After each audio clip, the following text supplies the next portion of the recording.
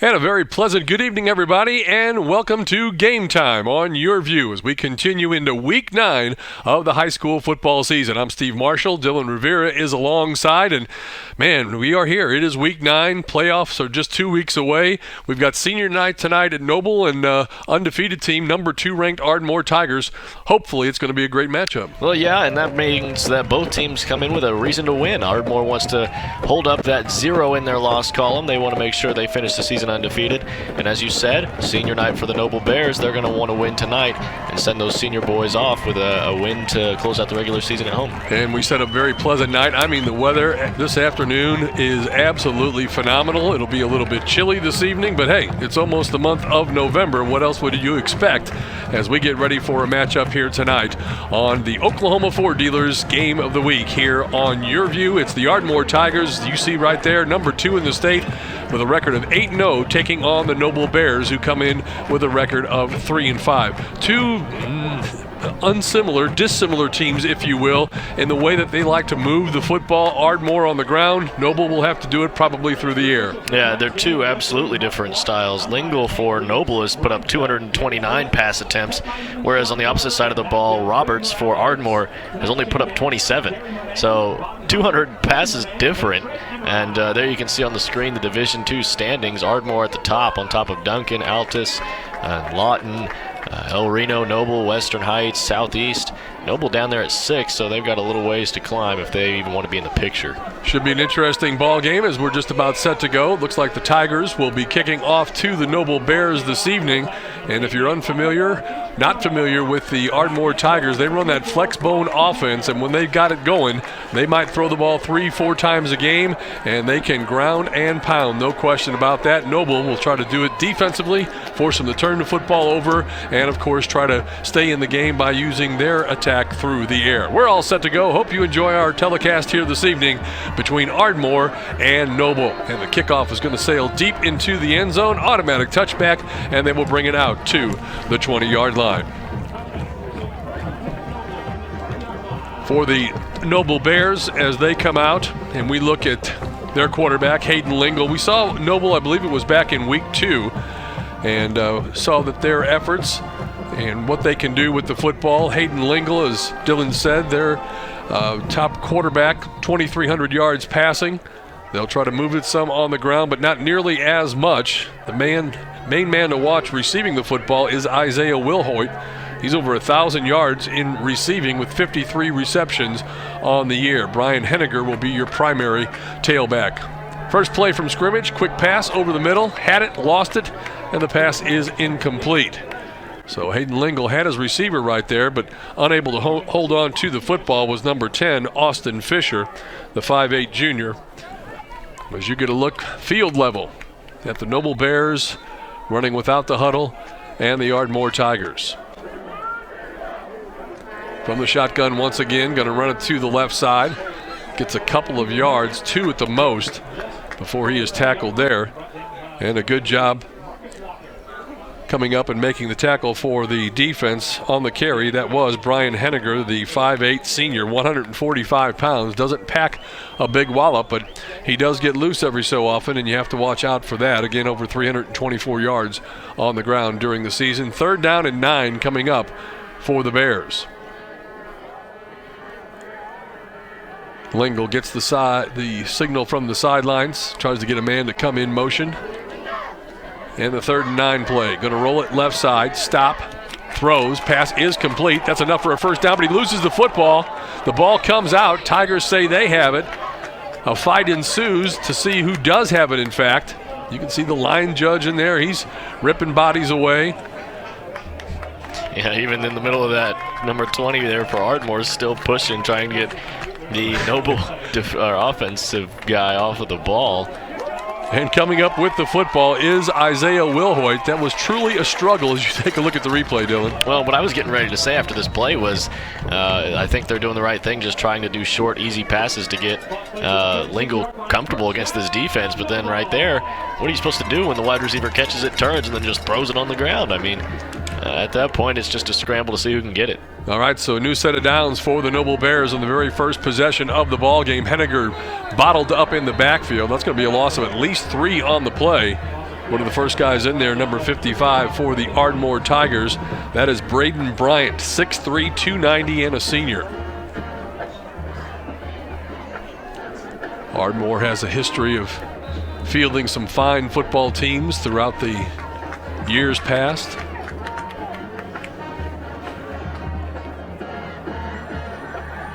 Second down and 14 after the loss of 4, and now it's going to be even further. Is nowhere to go, nobody to throw to.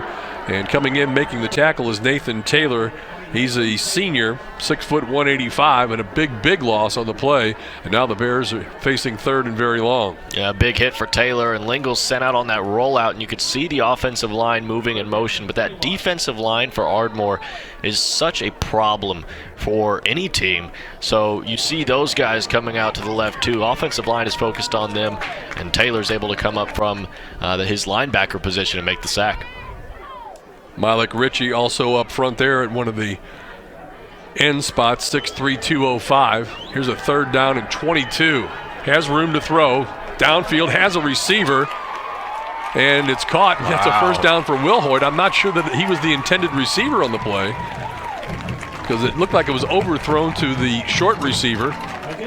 But Wilhoit comes up with the catch and the first down. A great catch in traffic. You can see number 3 there for Noble, Jay Smith, kind of in motion and then cuts up the field. And it looks like their routes were getting ready to cross. Yeah. And so that ball was thrown, I guess, just right at the right time and in the right spot.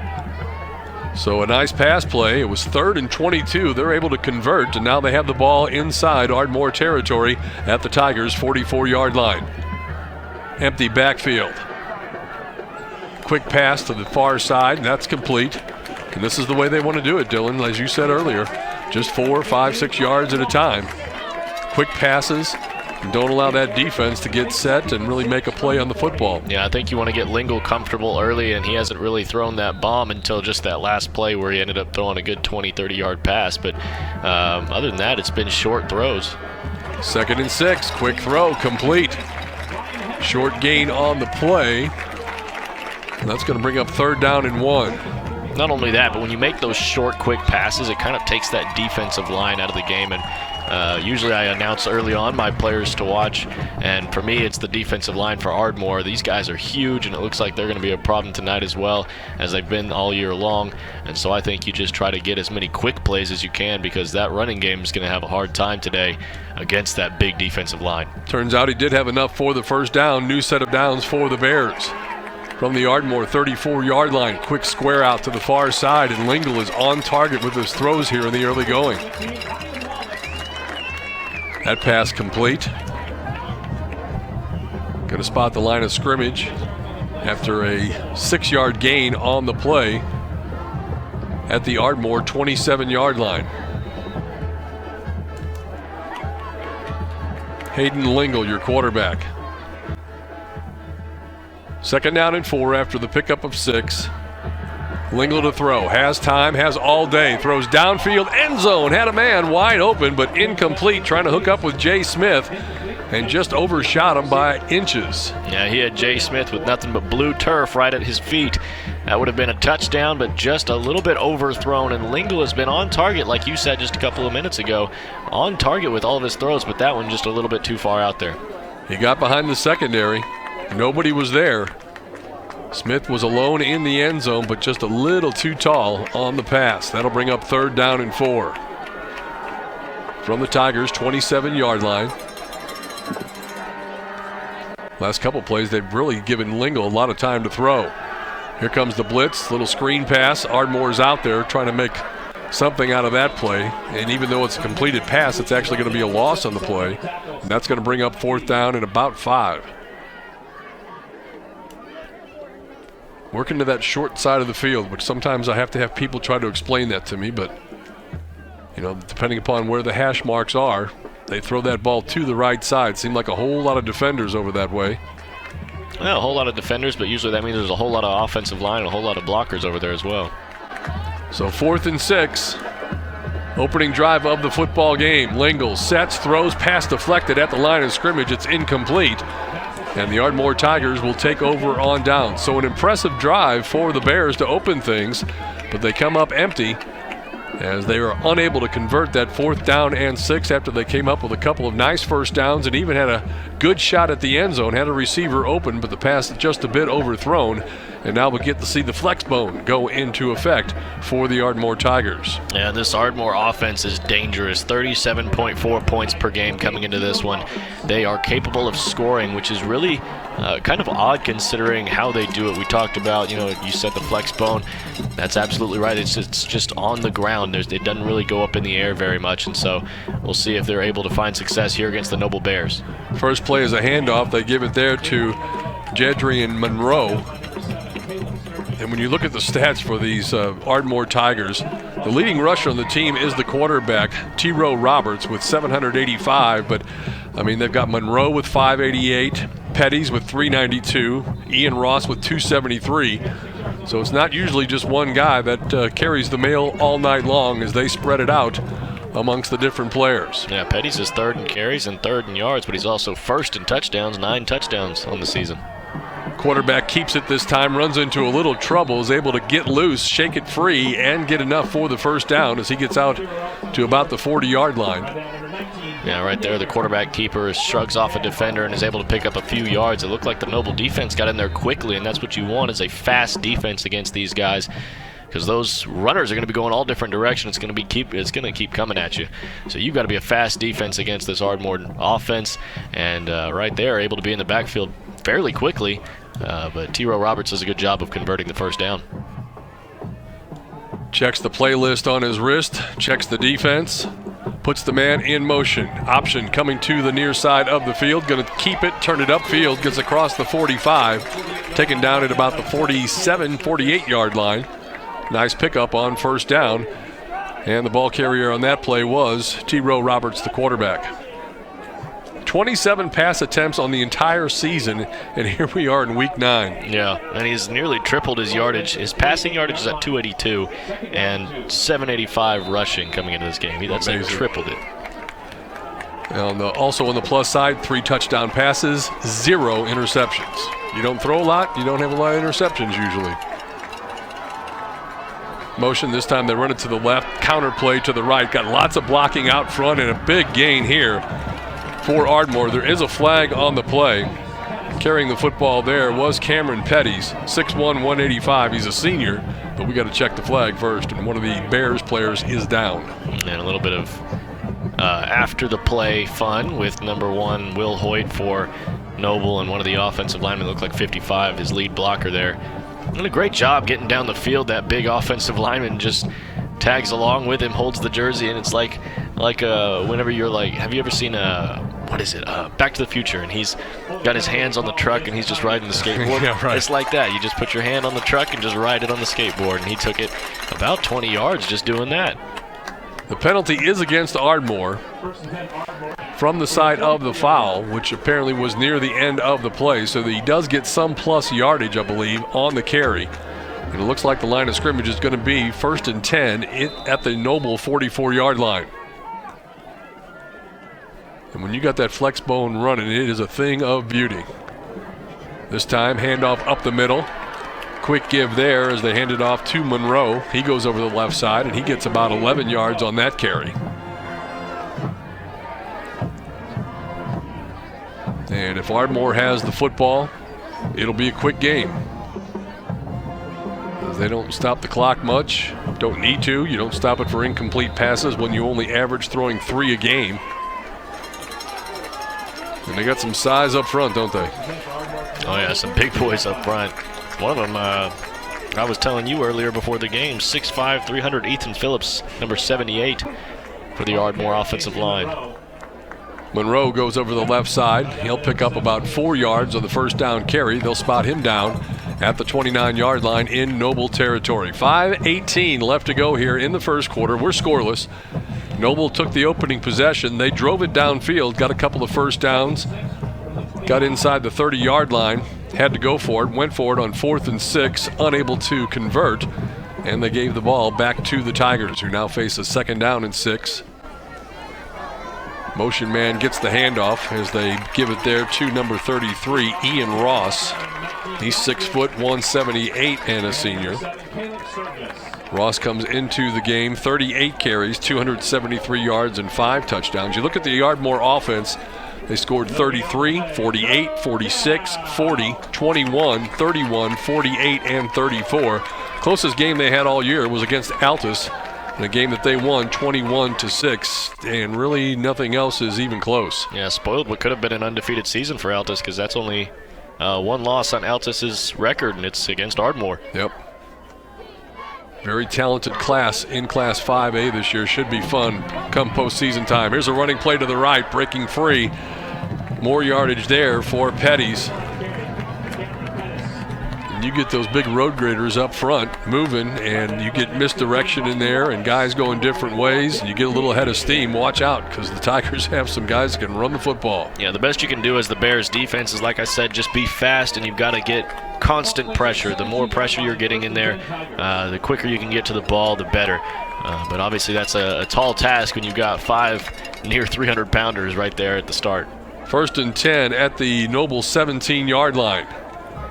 Roberts going to keep it himself and then pitch at the last second, going for the corner and getting into the end zone. Touchdown, Ardmore on the scoreboard first. It's Ian Ross taking the pitch from the quarterback and getting into the end zone for 6 points. Well, believe it or not, Ian Ross is really better known for his receiving on this team. He's got 10 of the 16 completed passes all year long, but right there, taking it in with the ground game, and a great job on that end around from Ian Ross. So the Tigers are on the board first, in for the extra point attempt to try to make it a 7-0 lead after the touchdown run by Ross. Extra point attempt. Snap is back, ball down, kick is on the way, and it is up and good. Each team has had the football once. Noble was able to drive it, came up empty, but the Ardmore Tigers take it the length of the field, and they go on top 7-0. Your Oklahoma Ford dealers game of the week. It's game time, and we'll be right back. During Ford SUV season, find out why more people come back to Ford than any other brand. Here's a reason. We've got room. And here's another. Waze says it's faster to take the side streets. Perfect. And by the way, Ford has won more J.D. Power Initial Quality Awards than any other brand. During Ford SUV season, get 0% for 72 months plus $1,000 bonus cash on Escape, Edge, and Explorer. See your Oklahoma Ford dealer today. Welcome back, everybody. It's game time here on your Oklahoma Ford Dealers Game of the Week. There is the District 5A Division II standings. As you can see, this Ardmore Tiger team unbeaten. They're number 2 in the state in Class 5A. Carl Albert is the number 1 team in the state. Altus is also up there in that top 5. So a heavily west side influence in Class 5A. Class 6A, that's another story. That's east side. Dylan will have some thoughts about that at halftime, I'm sure. Well, if you saw those district standings, you saw 2 Altus, 3 Duncan, both of them just 1 loss on the year. Both of them their only loss coming to Ardmore. Yep. And so that tells me that those teams could have easily gone undefeated just as well as Ardmore, especially with Altus only losing their game 21-6. They were in that one, so it's very possible that in the playoffs we could see Ardmore take a loss and be knocked out of the playoffs and go in undefeated, and then it would just be a shocker to maybe somebody who's looking at it, Sure. from a numbers standpoint. But when you look at it from that standpoint, you can say, well, you know what, Duncan and Altus they're real. They're going to be a tough competition for Ardmore this playoffs. Noble with the ball, 1st and 10, going to throw deep downfield. There's Will Hoyt. He's got the reception, loses his would-be tackler, and he is loose. Will Hoyt looks like he's going to go the distance inside the 10, and he is in the end zone for the touchdown. No flags on the play, and Will Hoyt answers the call right back for the Noble Bears. An on-target pass and a great throw by Hannigan to get him into the end zone. Man, how about that move? The stiff arm, the jukes, shake and bake, loses the defender right there about midfield, and he's just lost. And there goes Will Hoyt.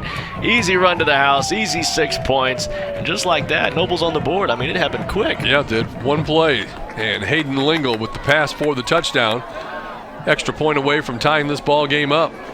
I think it's appropriate that Will Hoyt wears that number 1. He's the number 1 target for Noble. Absolutely, and their extra point is good. So all of a sudden, a flurry of scoring. We're all tied up. 7 apiece. Ardmore and Noble on your Oklahoma Ford dealers game of the week.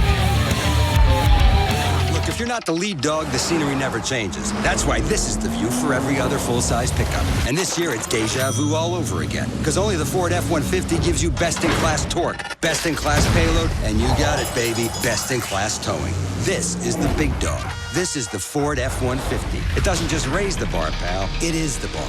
Now get 0% financing for 72 months on a new 2018 F-150 at your Oklahoma Ford dealer today.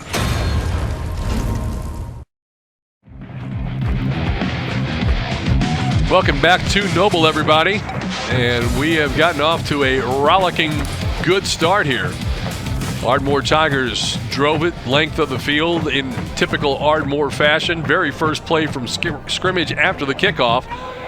And the combo of Will Hoyt and Lingle hook up for an 80-yard touchdown, and we're all tied at 7 apiece. I like the way you put that, the combo of Will Hoyt and Lingle. Lingle's already thrown to Will Hoyt more than a couple of times tonight, and he's already reached the 100-yard marker, and we've still got 3:34 to go here in the first quarter. He had that reception earlier on like 3rd and 22, got the first down, and then right there takes it to the house for 80 yards. Will Hoyt's having himself a first quarter, I'll tell you that much. Here's the kickoff taken there by Ardmore. Number 6 is Michael Bruner, and Bruner's going to return it out to about the 38-yard line. And you were talking about Altus a little while ago. They run the same offense that Ardmore does.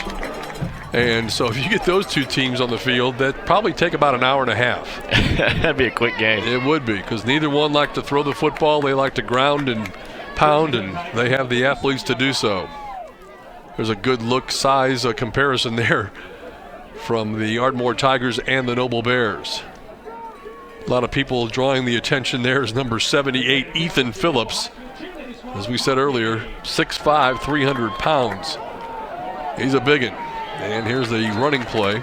And that's going to go to Petty's, number 34. He's not too small himself for a high school running back, 6'1", 185. I feel like you could stake half their offensive line in the WWE right now. They'd be successful. Pick up a 5 on the play.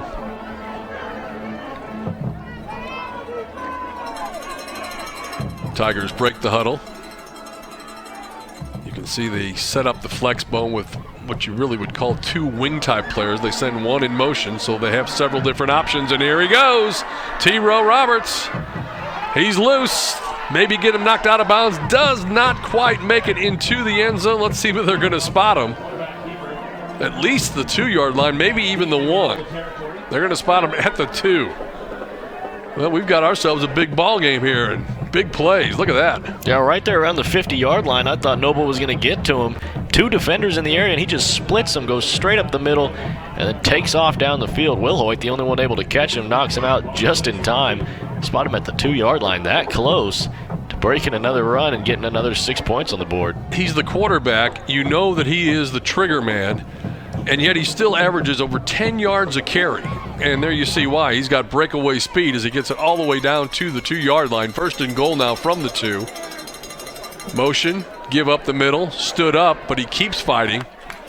No signal from the line judge there. It looks like he's going to be a little bit short. Good stand there for Noble, but can they get a couple more? Now you can see their offensive lineman on the right side going with the low block. They almost just laid down. It was kind of an interesting tactic. You know, you see those chop block calls, so obviously you can't dive straight down at them. You just got to almost kind of lay down, and that's what they did, lay down and roll into them. And right here, we'll see if they maybe stick to that same idea for the offensive line, or if maybe the whole line does something different. Inside the 1-yard line, 2nd and goal. See what they run here.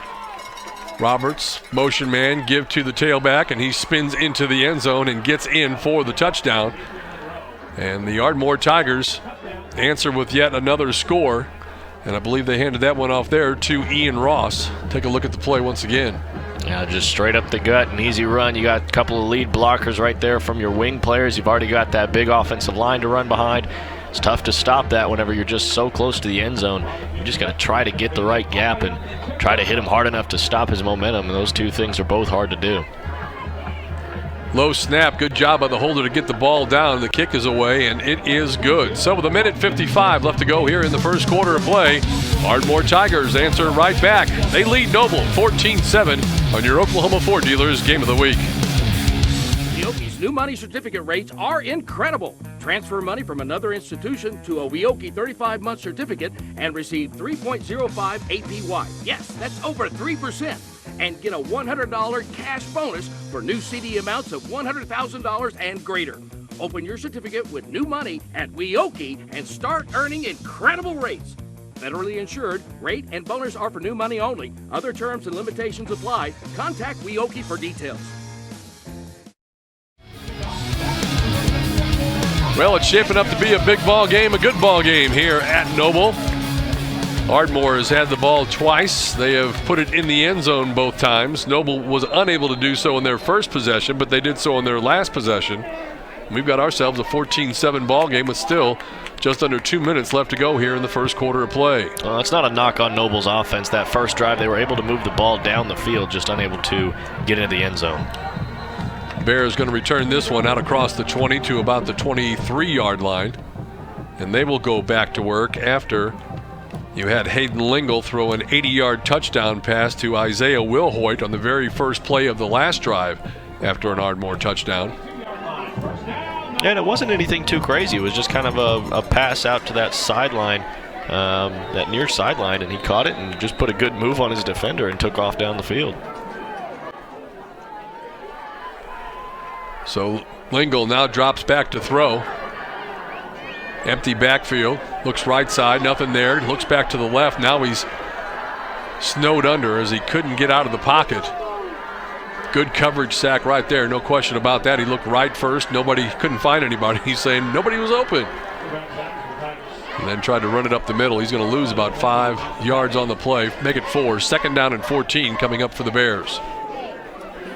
Yeah, and I mean, we've been talking about the defensive line for Ardmore and the offensive line for Ardmore. At the same time, Noble's offensive line isn't terribly small. They're still pretty big kids. They got a couple of 250-plus pounders. I mean, it's tough to move kids like that, but when you've got a defensive line that's so big and at the same time somehow so nimble, they're able to make plays like the one you just saw. And we got a timeout on the field taken by the Ardmore Tigers with 1:05 left to go in the first quarter. Tigers on top. They lead the Bears 14-7. Tulsa Tech has really helped me build my future. Woodworking is my passion. I've always wanted to be a carpenter. The carpentry program is a great program to get into. The teacher is fantastic. He teaches us about quality, and no matter what you do, you need to have pride and integrity in your work. The facilities here are state-of-the-art.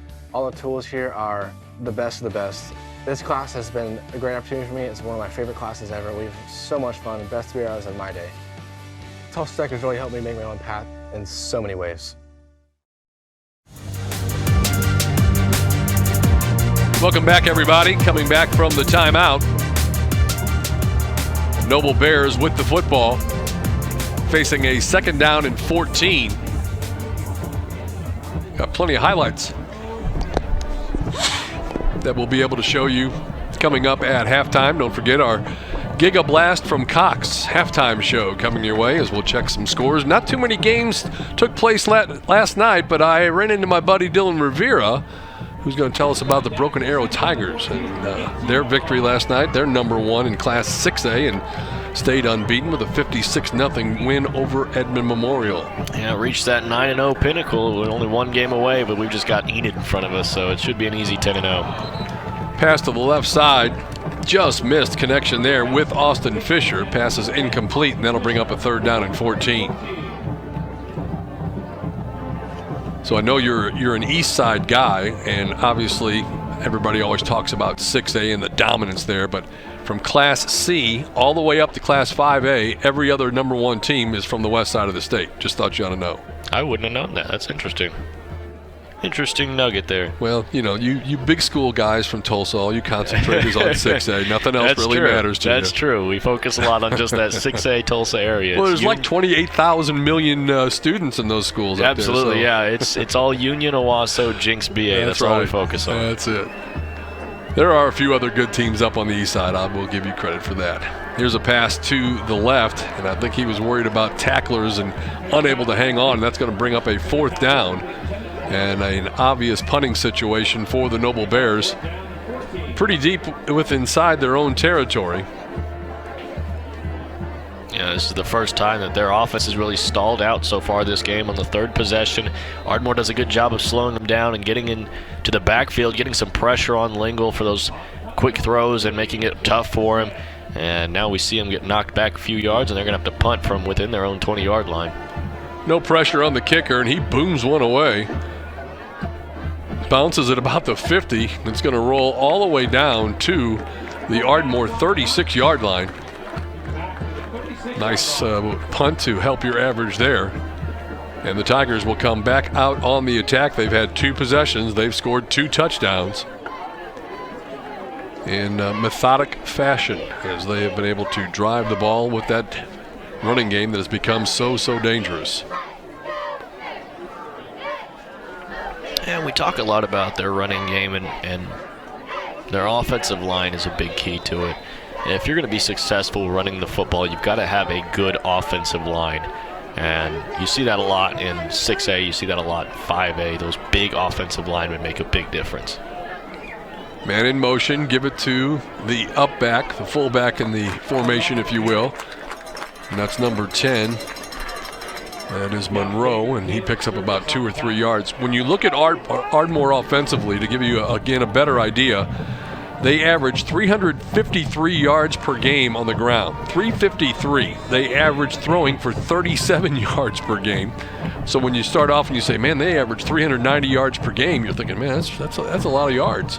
But 353 on the ground each game, that's controlling the football for one, keeping the defense on the field for their opposition, and that will be the end of the first quarter.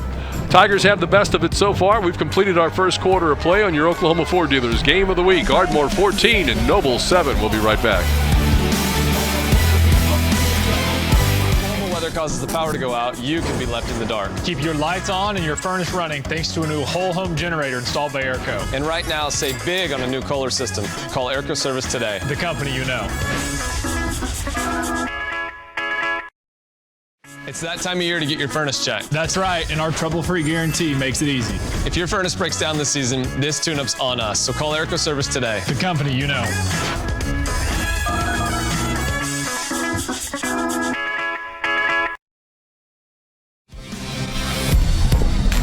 Welcome back, everybody, to YurView, your Oklahoma Ford Dealers Game of the Week. I'm Steve Marshall, Dylan Rivera alongside. And we are here this evening to bring you all the action. Number 2 team in Class 5A, the Ardmore Tigers, looking every bit the part as they have scored on both their possessions in the first half. Noble is trying to offer some resistance as they scored in one of their first 2 possessions. It was tied at 7 for a brief bit, but Ardmore took it right back down the field and was able to get on top 14-7, and they have the ball once again. Well, and Noble's defense has given up 27 points per game, and then their offensive side of the ball, they've only averaged 27 points per game, so they're pretty even there.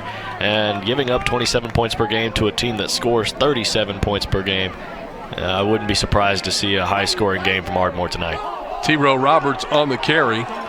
Looked like maybe somebody was going to strip it from behind. I think he lost it, but I think there's a Tiger on it. Again, they unstacked the pile, and line judge does indicate that it will be Ardmore football as he got it out to about the 47-yard line, I believe. 48-yard line is where they're going to spot it. First down on the carry as we are just underway here in the second quarter of play. And maybe that was a strategic move because he was going to get tackled down there maybe around the 44 or so, and then ends up getting another 3-4 yards out of the fumble. Got the first down. So 1st and 10 from their own 48-yard line. And if you understand the flex bone, got a lot of misdirection going before they decide who actually carries the football. There's misdirection number 1, and sometimes it'll go to a second and a third phase. Here, they just hand it off up the middle as they give the ball to Ian Ross. Ross, a senior, and he'll pick up about 6 yards on that carry. I mentioned earlier on he's a little bit more known in the passing game. Well, the 16 completions that Roberts has on the year, how about Ross has 10 catches, so 10 of those 16 have gone to him. He's got 195 yards receiving on top of the yardage that he gains from the ground. Yeah, he puts up some big numbers. 2nd and 4. Quarterback T. Rowe Roberts, Ardmore Sr., looks at the plays on his wristband. As they realign the flex bone, got to get the play off. A little confusion there. Roberts just spins out, keeps it himself, and he has first down yardage inside the 40-yard line and down at the 38. Another first down for the Tigers. You know, he's so fast and such a great runner. I don't even know if they should list him as a quarterback. Start listing him as a running back, or put a new position as a running quarterback or something, because he's not a thrower. The penalty indication will be a false start against the Tigers, so that negates the first down that they gained, and instead will set up a 2nd down and 9, Ardmore from their own 49-yard line. Yeah, as you mentioned, you got to have the big guys up front if you're going to run an offense like this. Well, if you're going to stop an offense like this, you got to have a fast defense, and that defense is going to get worn out by the running game and going all kinds of different directions, running after the wrong guy, and you're going to get worn out. And so, on top of that, it makes it a tough night for Noble. Here comes the pitch to the near side. Noble does a good job of stringing it out, and that's going to be a loss on the play. Only a yard or so loss, but a good job by the Noble defense as they came up early and knocked him out of bounds.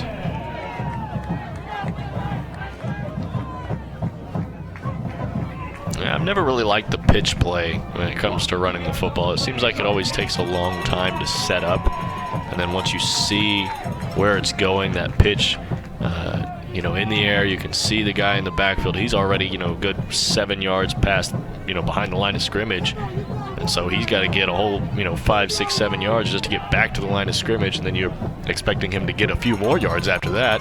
So I don't like the pitch play as a broadcaster. Check this out. Here's a pass. And the right side, it is complete. And the pass reception there is made by number 32, Milik Ritchie. It was actually 33. It was 33. It was, okay, Ross. Yeah. On the reception. And that'll get some of that yardage back from the penalty. And now set up a 4th down and 3 situation. I think in answer to your pitch to the tailback that you don't necessarily like. I think if you're pounding the ball to that fullback and not giving it to the deep back, if you will, so many times that you catch the defense confident that it's coming right at them, and then that's when you kind of change gears and pitch it out, and that's what makes it tough to defend. You can see that, or like a screen pass that could really kind of get that going. Roberts going to keep it himself. He'll get first down yardage, breaks a tackle, spins, gets hammered down at about the 30-yard line. Big hit there. Delivered by Noble, number 20, Gabe Hudson, the sophomore. No penalties on this play, and that will be enough for an Ardmore first down.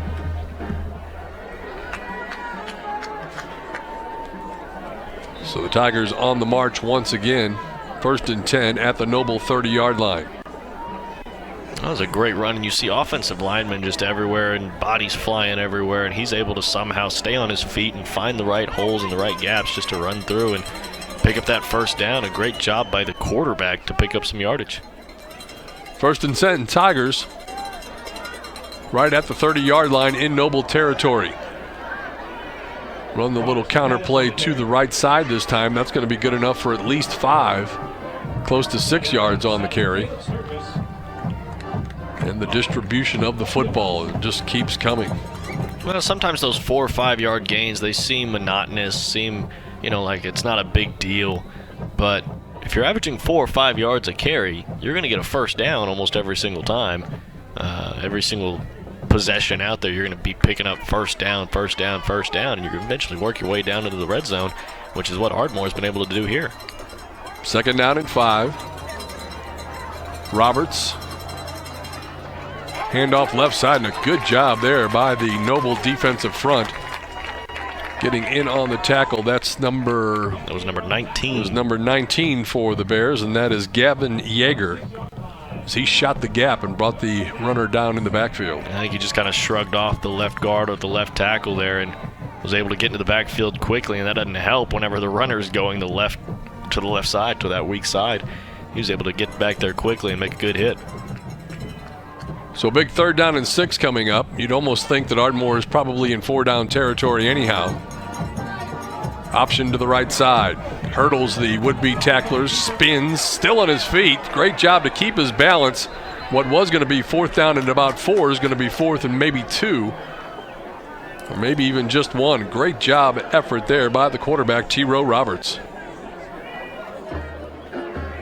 He's a very talented runner, so I've got to think if he's going to be starting at quarterback instead of just running back, he must be the one with the best arm on the team too. So a very talented player from both the arms and the legs, and he's got enough talent to be able to make a play right there out of what looked like it wasn't going to be anything. So 4th and 2 coming up for the Tigers. Noble sure does need a stop here. Let's see how they play it defensively and what Ardmore dials up here on the 4th and short situation, and they might not have to dial up anything. Did they throw a flag? I don't think so. Well, it looks like we've got a timeout, so he didn't jump right across. There around the snap, yeah. Good job by the Noble defense to hold their ground, and now Ardmore is going to take a timeout to think about it. We'll do the same. 14-7, Tigers on top of the Bears. You're watching your Oklahoma Ford Dealers Game of the Week. You may have heard of Tulsa Tech, but did you know we offer business and industry training for large and small companies? Come get trained and certified in areas like confined space, HAZWOPER, crane rigging, CPR, first responder, and more.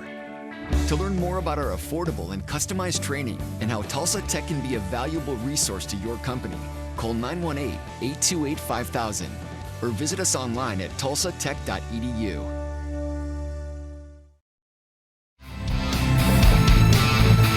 Welcome back to your Oklahoma Ford Dealers Game of the Week. Big 4th and 2 coming up for the Ardmore Tigers at the Noble 22-yard line. For the Bears, they need a stop right here. Otherwise, you would think that the odds are pretty good. Ardmore is going to be able to march it in from 20 yards out and add to their 14-7 lead. And for the Tigers, you have to like your chances. Otherwise, you wouldn't be 8-0 and averaging over 350 yards rushing per game. Let's see what they come up with.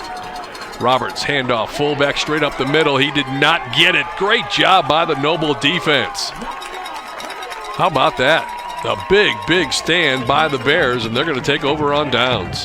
Yeah, big hit there. More than a couple of Bears right there on the hit.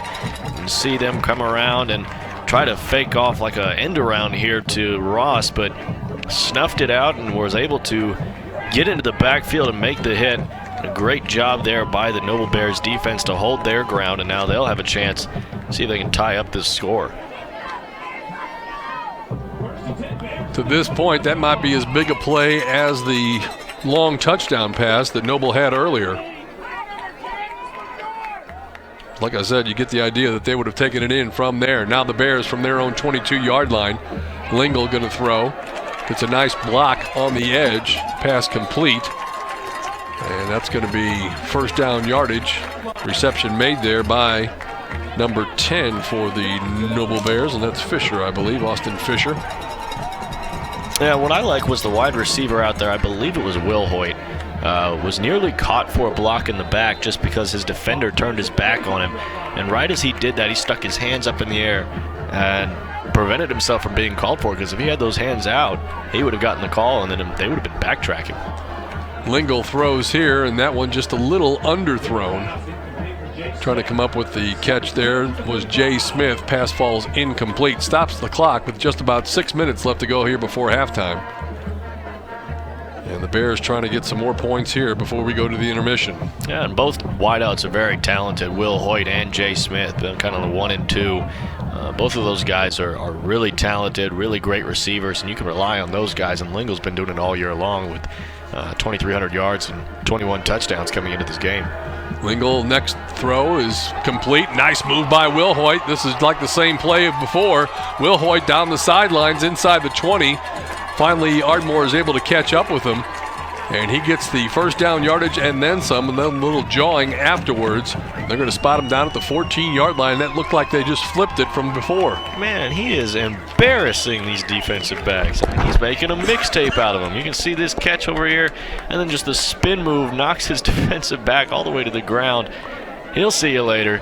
Takes off down the field, and then as he gets hit, obviously, like you said, a little bit of jawing, but I don't know what you can say when this dude's smoking your defense over and over again, and you're only up by 7. Now that you're in the red zone, the Bears put up 6 points. What do you got to say? I mean, it's a tie score, and he's torching your defense. Yeah, that one went for about 60 some odd yards after he already had an 80-yard touchdown, so he's having a huge night, and we're still got 5 minutes left to go here in this first half.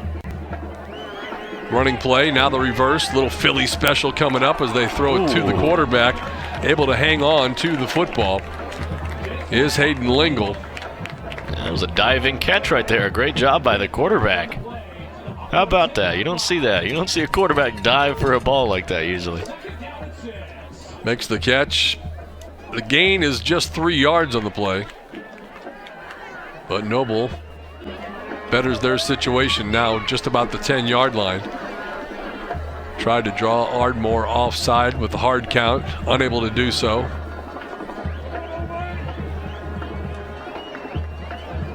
Lingle looking left side, throwing for the corner, passes up in the air. There's Wilhoit again. There was a flag down though, so I don't know if this is going to get called back or not. See the referee there. He's meeting with one of the officials.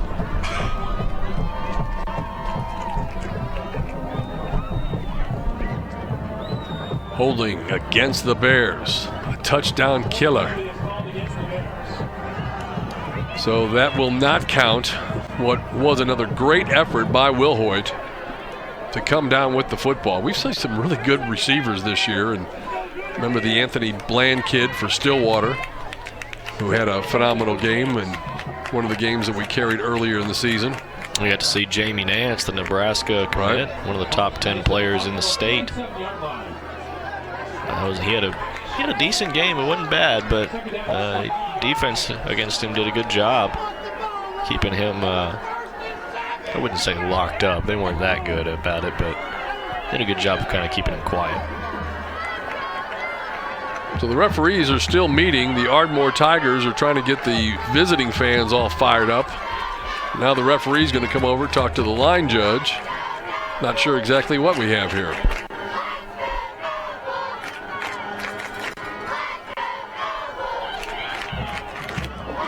Oh, wow. I was wondering what was going on. I was like, I was going to say there was only a holding call, but now they're saying personal foul. That's not sitting very well with the Noble contingent, as you might imagine. Head coach is Greg George. Assistants are Kyle Davidson, Tyler Solomon, Chalmer Wyatt, Keith Treat, Ray Crawley, and Scott Millette. So after a lengthy delay, ball is going to be spotted at the 27-yard line, 2nd and 23. I wonder if they just called it on the center for his reaction to the call. He looked like he was really upset with himself. Pass to the far side, complete. Wilhoit just takes the tackler on head first, picks up about 13 on the play. That'll get some of that yardage back and now bring up a 3rd down and 10 situation for the Bears. Well, there you see it again, just quick passes. It's slants, curl routes, just the short post, a short out route, those kinds of things. Just giving him enough time to maybe get about 10 yards out there and then chuck the ball at him and let Wilhoit do the work, let Smith do the work. Those guys are doing plenty of damage out there on the outside. Just let them keep going at it, and it makes the job a little bit easier for Lingle. 3rd down and 10. Blitz coming from the top of your screen as Lingle rolls out right, throws to the end zone, got the receiver, catch is good, and that should be enough for the 1st down at the 2-yard line for the Tigers, and it's Wilhoit this time on the other side of the field. Yeah, just shy of the end zone, but a great job to come down with that ball. It was a little high. He had to jump up for it, and it was right there in his gut. He did a great job to come down with it and then hold on to that, keep control while he's getting hit by his defensive back, his man on him, and then getting 2 feet down and taking it out of bounds just shy of that end zone. 1st and goal from the 2. Can't make any mistakes here if you're the Bears. You got to take all the points that you can get when you have the opportunity. Lingle takes the snap. Here comes the blitz. Going to keep it himself. Going to run for the end zone. Nobody's there. Touchdown, Bears. And we're an extra point away from being all tied up. That was a great pass fake, because when you see that quarterback start looking to that corner for a post route or a fade, that's all he was doing, was just looking out there. And so that defense starts to fade over there. When you see that, everybody thinks end zone corner. And so he's staring him down in a great fake, making it look like he's getting ready to head over there, then just takes off the other direction. Easy money touchdown right there for Lingle. So an extra point away from being all tied up. Snap is back. Kick is away, and the kick is good by Caton Myers. So we're all tied up with 4:05 left to go before halftime. 14-14 on your Oklahoma Ford Dealers Game of the Week. We'll be back. During Ford SUV season, find out why more people come back to Ford than any other brand. We're gonna kayak, mountain bike, rock climb, zip line. First, let's get out of the city. Yeah. Oh, then hang gliding. Oh, you're on your own. Keep your adventure on track with Ford, the brand with the most J.D. Power Initial Quality Awards. Now during Ford SUV season, get 0% financing for 72 months plus $1,000 bonus cash on Escape. See your Oklahoma Ford dealer today. Welcome back to Noble, everybody. We've got ourselves a good one in Class 5A tonight. The number 2 Ardmore Tigers on the road, getting all they want from the homestanding Noble Bears. It's senior night, and the Bears are playing with a cause this evening, and they have tied this ball game up as Lingle gets into the end zone, a 2-yard touchdown run. Extra point is good, and with just 4:05 left to go before halftime, it's 14 apiece. Well, what's interesting is El Reno was able to put up 17 on Ardmore. And then after that, MacArthur and McAllister are the next highest. They put up 14 by the final whistle. It's not even halftime, and Noble's got 14 right now. So this offense is obviously motivated, and they've got something of a leg up on this Ardmore defense. And so we'll see if they can consistently do this throughout the game, if they can consistently put up points, if they can keep it up. If not, it'll be a tough game. But otherwise, they're doing a good job so far. All tied up. 14 apiece. Tigers will get the football. There you can see the scoreboard in the background. As the Ardmore Tigers go back to work. Looks like we have a different quarterback in there right now. Number 20 is in at QB. That is Nathan Taylor, a 6-foot senior. Don't know if that's just for a play or two, or if there was possible an injury with Tiro Roberts. Gain of 2 on the play. Yeah, it's interesting. I wouldn't imagine this is something of a long-term sub because Tiro's got majority of Ardmore's yardage right now. So it's got to be just short-term, maybe a couple of plays, a couple of snaps, or as you said, maybe there's an injury that we don't know about. 2nd down and 7 for the Tigers. And we got definitely a penalty there as the defense jumped across, just trying to anticipate, try to get that little bit of an edge, get in that backfield and mess up the entire play, but instead it's a 5-yard advantage for the Tigers on that play. Yeah, got caught with his hand in the cookie jar, wanted to get, like you said, that advantage, get off the snap just in time, and I've mentioned it before in previous games, you've got to watch the football and not listen to that quarterback's voice or watch the motion in the backfield. You've got to keep your eyes on that football. 2nd down and 2. Motion to the right. Here comes the pitch. Right side. That's going to be enough for the first down. On the carry is Cameron Pettis. As we've seen a change in the quarterback position, Nathan Taylor is calling the shots right now for the Ardmore Tigers. Didn't see anything that took Tiro Roberts out of the lineup earlier, but he is not in there on this drive.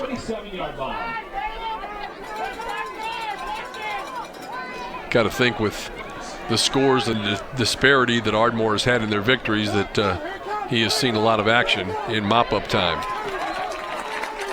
There's a running play to the left. Short gain on the play there. Ian Ross on the carry. Yeah, and that's one of the big advantages you get from being one of those really talented teams is once you get up by quite a bit, you can start putting your 2nd string, maybe even your 3rd string in. Give them some extra snaps, give them some time and some real game, and see what they can do. Handoff there as they give the ball to Monroe. Monroe's going to get right to midfield. Not much there.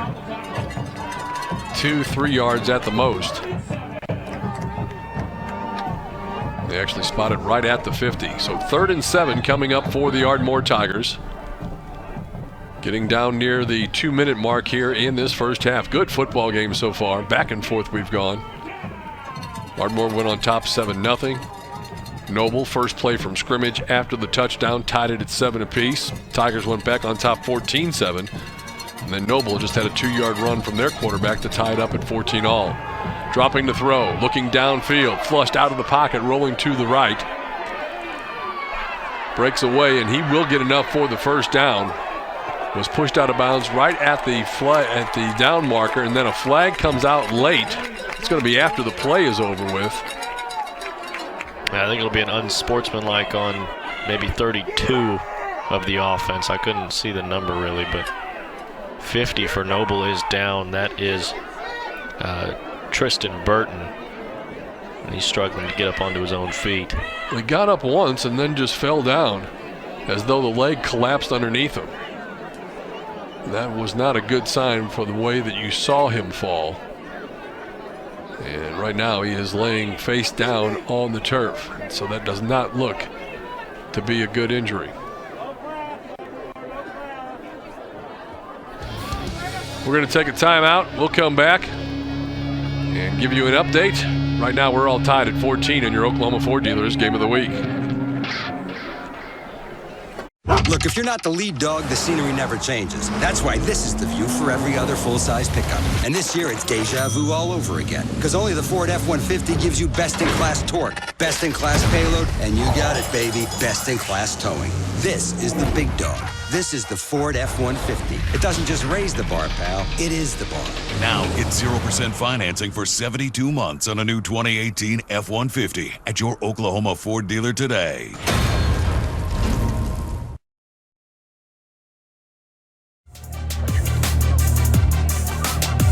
Welcome back, everybody. There you can see the Noble training staff helping number 50. That's Tristan Burton to his feet in kind of an awkward manner. It seemed like he had gotten up earlier and then his leg went out from underneath him. And obviously anytime you talk about a situation like that, you always think of the knee first.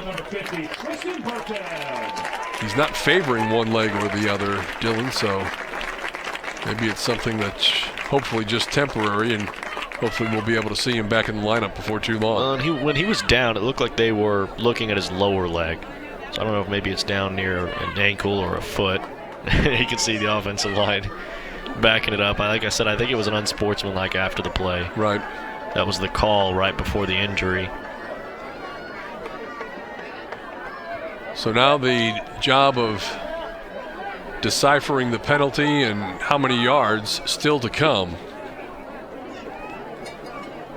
Don't forget, halftime coming up. We've got our Giga Blast from Cox halftime show. We'll have highlights of this first half and scores. There you can see the personal foul called against Ardmore. And that's going to bring the ball all the way back to the other side of midfield. And they'll spot it at the Ardmore 48-yard line.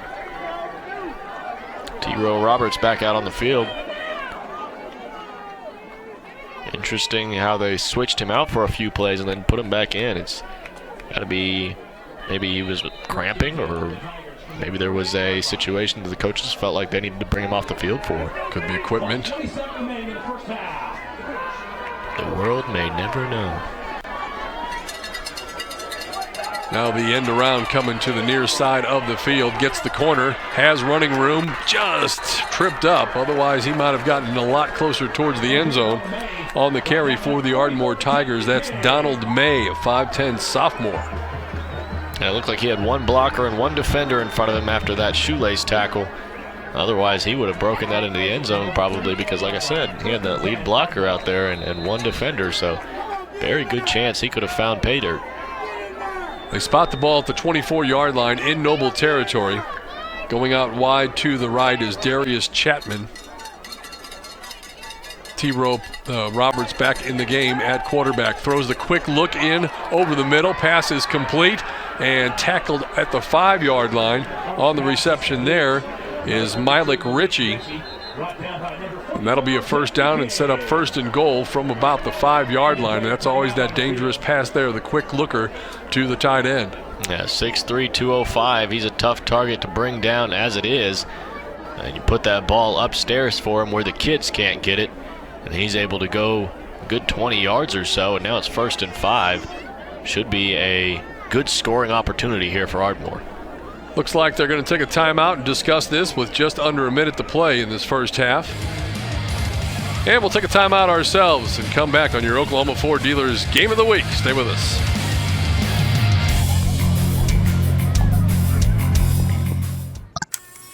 Good morning, Bella. Good morning. Are you ready? Yeah. 5 little monkeys. Yay, Bella! Hold still. Almost done. Oh, Bella, I really love playing with you. Thanks, Grandma. I really like our visits. Whatever tech tomorrow dreams up, you'll be ready with GigaBlast. Future speed internet is here from Cox. Welcome back to Noble, everybody. All tied up 14 apiece. The Ardmore Tigers with a first and goal from the Noble 5-yard line, trying to extend this lead. They come in ranked number 2, undefeated on the season.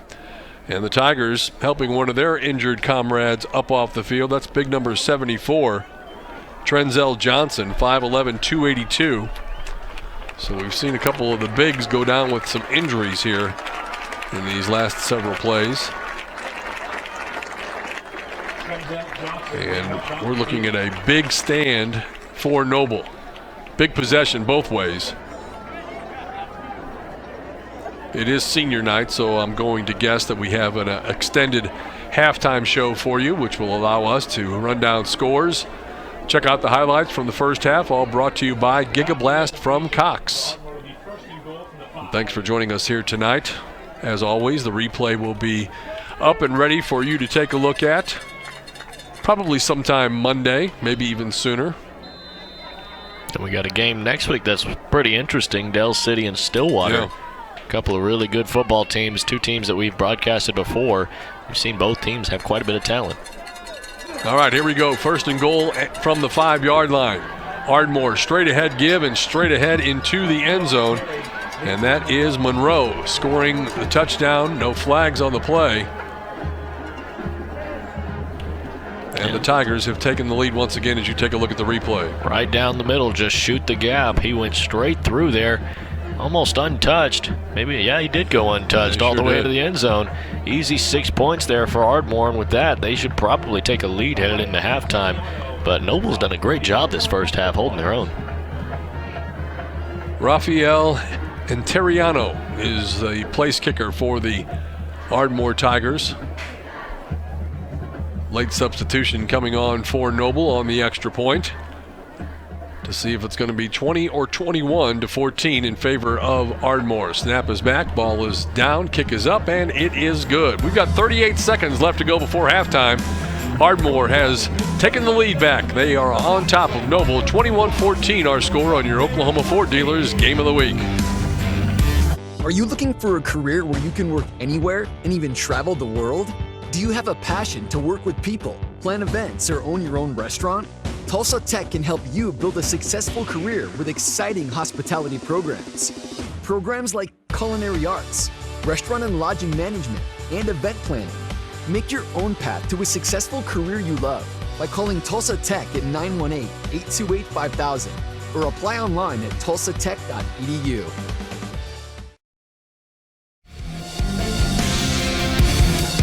Welcome back. The Ardmore Tigers get a 5-yard touchdown run from Monroe as they go back on top, now lead at 21-14. We've got 38 seconds left to go here in this first half of play.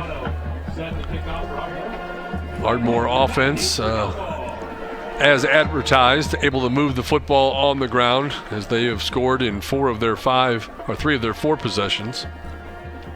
But Noble's been able to answer back, especially in the name of Isaiah Wilhoit with a number of big catches. Here the kick goes into the end zone. That will bring it out to the 20-yard line with 38 seconds left to go in the first half. Yeah, and last year these 2 teams met up in the playoffs, actually. It was the last time they faced each other, and Noble came out on top 28-14 in the quarterfinals of the playoffs, which then, of course, Noble goes to its first semifinal, and they get knocked out by Bishop McGuinness, and that score was 38-10. But last year was a great year for Noble, kind of a down year for him this year, as they're only graduated a lot of seniors. Yeah, kind of only mustering up a few wins so far, but Ardmore on the flip side has had a great year so far. Yeah, no shame in losing to Bishop McGuinness. Last 2 years, they've been the state runner-up in Class 5A, losing both times to Carl Albert. Running play. Not seen many of those. Bouncing it to the outside. Takes on the tackler, and then he takes a hit that was late. No doubt about that. Coaches quickly grab him and tell him, hey, don't give the yardage back. Let's take that yardage. Only 8 seconds go off the clock. Nice gain of the play, and then you add the 15 yards at the end of that. I was about to say, we saw a big boy move from the little running back, and then all of a sudden, another big boy move from one of the defensive backs. I mean, right there, back to back. One of them just a little bit too late, and will end up being, what was it, a 15-yard penalty? Yep. All the way out to the 46-yard line. And the combination of the quarterback, Hayden Lingle, who's had a big first half, and Isaiah Wilhoit. Again, Wilhoit already over 1,000 yards in reception. He's got to have at least $1.50 tonight. Probably closer to 200 yards in receiving. Running play up the middle here. Short gain on the play. And another player comes up without the helmet, and I don't believe either team is going to try and get another play off before the end of half. Yeah, the quarterback just directing him off the field. It looked like he didn't want a little bit of a situation there between the O-line and the D-line. It looks like a timeout. Noble will try to get something. I'm surprised they didn't call it quicker, because they let about 7 or 8 seconds roll off before they decided to take the timeout. Well, we'll see if they can get something here. A good gain here, some big yardage. They can possibly bust into that red zone with a good throw to Wilhoit, I think would be your answer to that question, is how to get there. I think you throw it out to Wilhoit or maybe even Smith. Smith has a lot of talent himself. Throw it out to one of those guys, let him do the work. Just see if you can get maybe even into field goal range if you trust your kicker enough. And just get out there and see if you can get some points before heading back to the locker room. So 2nd down and 7 coming up. Just over 11 seconds remaining in this first half of play. It's been a good first half, very competitive. Even though you've got an 8-0 team and a 2-6 team. Noble Bears on senior night, trying to end it in strong fashion. See what they come up here with what could be the final play of the half as Lingle drops the throw. Not much pressure. Bouncing around, throwing downfield, and it's caught. Wilhoit again on the reception. Spinning, twisting, getting all the yards that he can. I don't think they're running down the sidelines trying to call a timeout, but I don't think they got there in time. He had to take on 7 defenders after that catch. How about an effort to at least try to get something out of that? And great job by Wilhoit. Decent throw by Lingle to get that down the field. And now it looks like maybe they do have some time on the clock and then maybe get off a field goal attempt. All right, so they do give them enough time. We'll keep it right here for one final play, knowing that, of course, a half cannot end on a defensive penalty. And what a boost it would be for Noble if they're able to come up somehow. And Wilhoit has to have over 200 yards receiving in this first half. Yeah, now he does, after that catch for sure. And what I'm wondering is, do you go to the end zone, take a shot, maybe throw it up to Wilhoit, or do you take the field goal? And I don't know how much you trust your kicker. That'll really decide what you do here, but it'd be about a 42-yard attempt. Looks like they're going to try the field goal attempt here. Coming out on the field, number 2 for the Bears is Caton Myers. He's 5'8", 150. Clearly they have enough faith in him to try that field goal. As long as that 150's in his legs, I don't think they care too much. He's just got to be able to boot that thing a good 40 yards or so, which is long field goal at any level. And so we'll see if he's able to get that. And this is only 5A. You usually don't see a lot of these as you start going down the different levels. Yep. you see them start to trust their kicker less and less, it seems like. Lingle is the holder. Keep that in mind. Snap back. The ball is down and the kick is blocked. And now return is underway, and he might be able to take it to the house, and he will. Wow, what a turn of events. Let's see if it stands as they block the field goal attempt. Nathan Taylor took it to the house, and we've heard his name quite a bit tonight.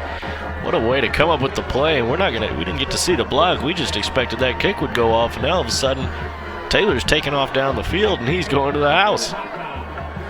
Once he gets past the Lingle, who there had the last shot at him, and then number 24 gets the block, and he is into the end zone for the touchdown.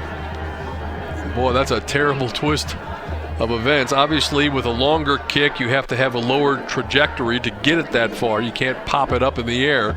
You need to get the distance all you can, and apparently didn't see who it was, but somebody from Ardmore got a hand on it, and it was picked up and taken the other way for the touchdown. What a terrible blow for the Noble Bears. Yeah, right there heading into halftime, and that's going to make you kind of hang your head a little bit going into the locker room, but nonetheless, that's how we'll close out the first half.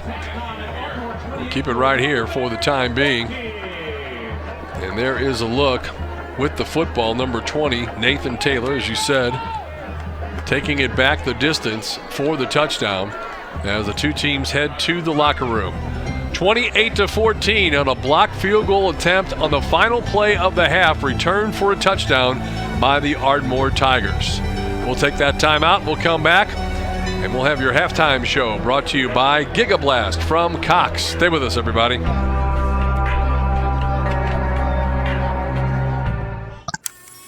Good morning, Bella. Good morning. Are you ready? Yeah. 5 little monkeys. Yay, Bella! Hold still. Almost done. Oh, Bella, I really love playing with you. Thanks, Grandma. I really like our visits. Whatever tech tomorrow dreams up, you'll be ready with GigaBlast. Future speed internet is here from Cox. Look, if you're not the lead dog, the scenery never changes. That's why this is the view for every other full-size pickup. And this year, it's deja vu all over again. Because only the Ford F-150 gives you best-in-class torque, best-in-class payload, and you got it, baby, best-in-class towing. This is the big dog. This is the Ford F-150. It doesn't just raise the bar, pal. It is the bar. Now get 0% financing for 72 months on a new 2018 F-150 at your Oklahoma Ford dealer today. Are you looking for a career where you can work anywhere and even travel the world? Do you have a passion to work with people, plan events, or own your own restaurant? Tulsa Tech can help you build a successful career with exciting hospitality programs. Programs like culinary arts, restaurant and lodging management, and event planning. Make your own path to a successful career you love by calling Tulsa Tech at 918-828-5000 or apply online at tulsatech.edu. Weoki's new money certificate rates are incredible. Transfer money from another institution to a Weoki 35-month certificate and receive 3.05 APY. Yes, that's over 3%. And get a $100 cash bonus for new CD amounts of $100,000 and greater. Open your certificate with new money at Weoki and start earning incredible rates. Federally insured, rate and bonus are for new money only. Other terms and limitations apply. Contact Weoki for details. The GigaBlast halftime show, powered by Cox, is brought to you by your Oklahoma Ford dealers, the best in Oklahoma. Airco, the company you know. Tulsa Tech, for your future success, go to tulsatech.edu. And by Weoki Credit Union. Join us all fall long for some of the top high school football from around the country on Game Time.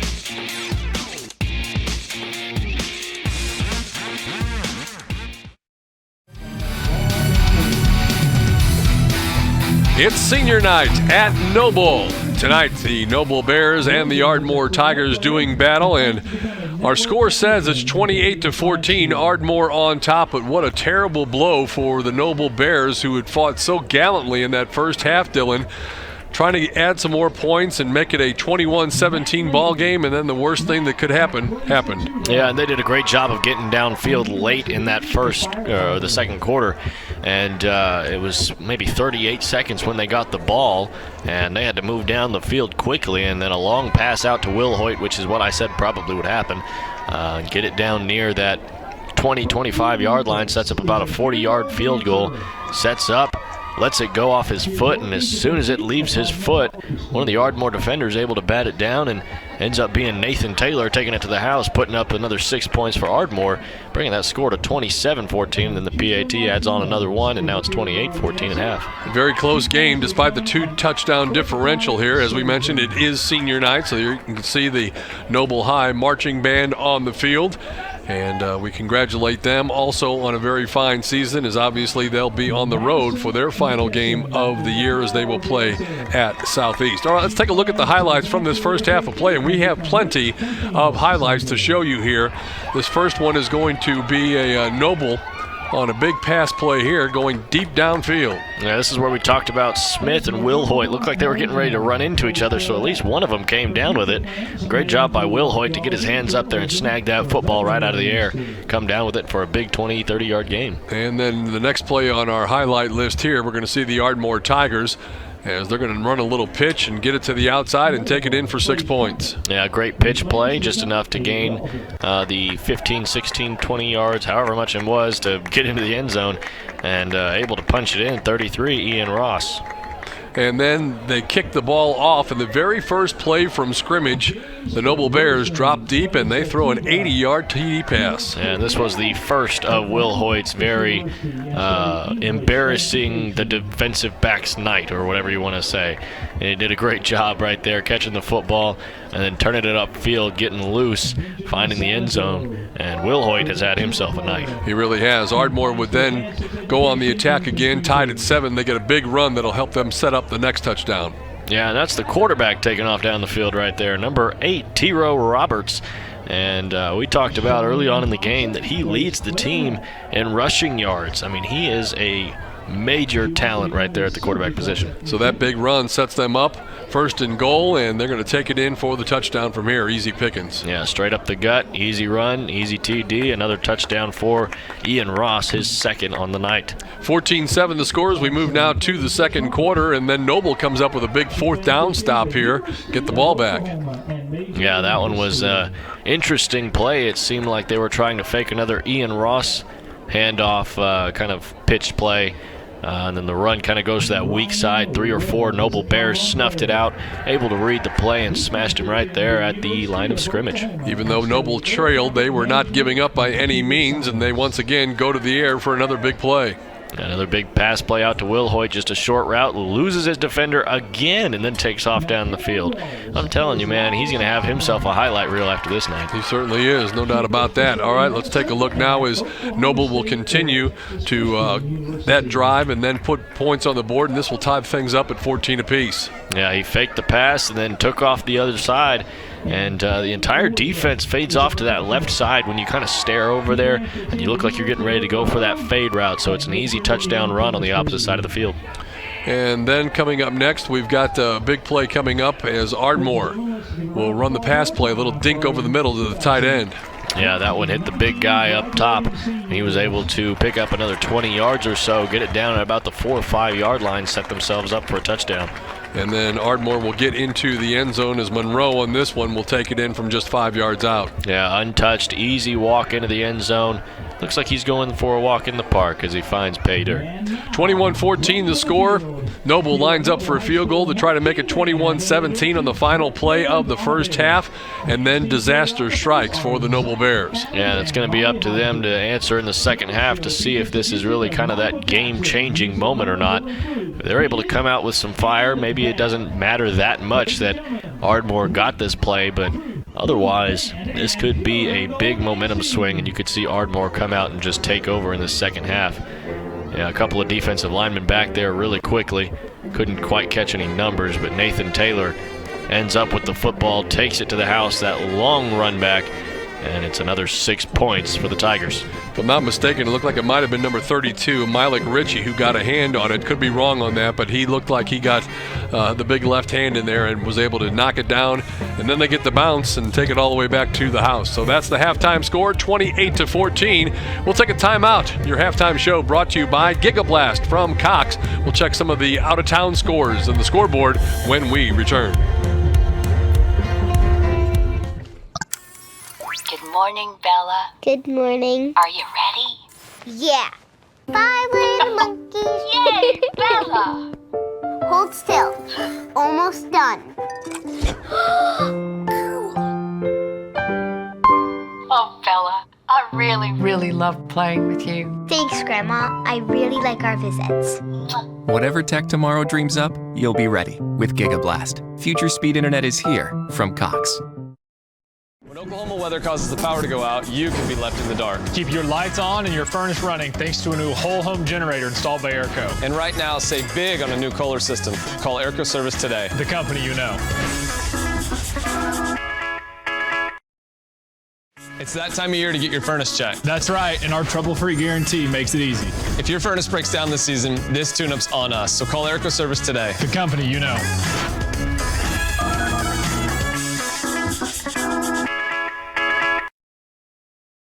Tulsa Tech's our primary source of training. From specialized machining to leadership training, there's definitely a technology gap between the actual working of the machines and the talent pool of people able to operate these machines. The more that we can educate ourselves, our employees, the better off that we are to serve our customers. Tulsa Tech has programs for your whole organization to learn. No matter what size your company is, Tulsa Tech can help. Weoki's new money certificate rates are incredible. Transfer money from another institution to a Weoki 35-month certificate and receive 3.05 APY. Yes, that's over 3%. And get a $100 cash bonus for new CD amounts of $100,000 and greater. Open your certificate with new money at Weoki and start earning incredible rates. Federally insured, rate and bonus are for new money only. Other terms and limitations apply. Contact Weoki for details.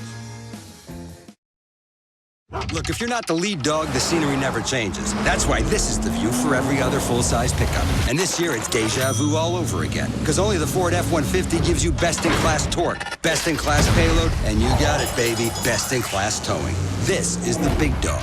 This is the Ford F-150. It doesn't just raise the bar, pal. It is the bar. Now get 0% financing for 72 months on a new 2018 F-150 at your Oklahoma Ford dealer today.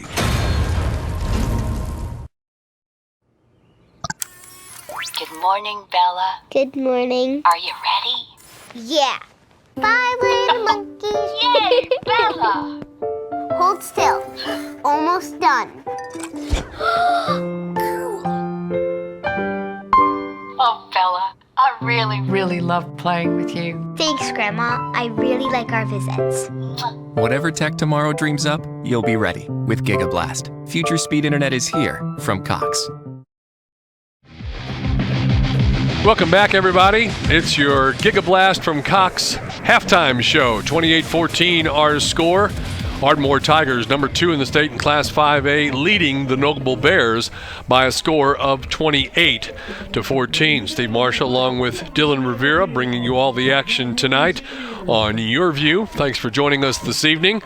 And Dylan has been scrolling through some scores. And what do you got for us, Dylan? Well, for one, Union versus Southmore, that one got ugly fast. 63 points at halftime for Union. It was a 63-0 at half.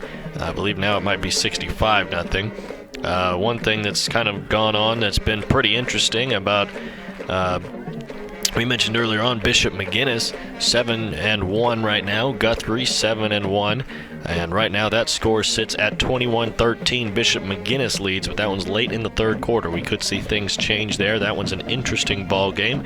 One that kind of plays out into this division a little bit more is El Reno at Altus. Altus we talked about being 7-1. El Reno's 5-3, so they're not doing a bad job this season. Altus, though, is running away with it right now, 35-0. Wow. So that one's got some playoff implications here in this division. As well as kind of on the other side of the state over there on the east side, Veneta and Inola.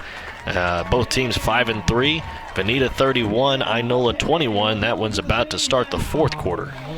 All right, so those are some of the scores as we check it there, and just kind of reaffirming my position. Altus leading El Reno. Looks like Altus would finish second in that district if they take care of business next week. And Duncan would finish third, El Reno fourth. There's still a logjam there because Lawton MacArthur is still in the hunt as well. A very competitive District 1 in Class 5A. We're at halftime, and the Ardmore Tigers are on top of the Noble Bears. They lead it by a score of 28-14. It's senior night, and we'll be back and maybe cover some of that for y'all as we return right here on your Oklahoma Ford Dealers Game of the Week.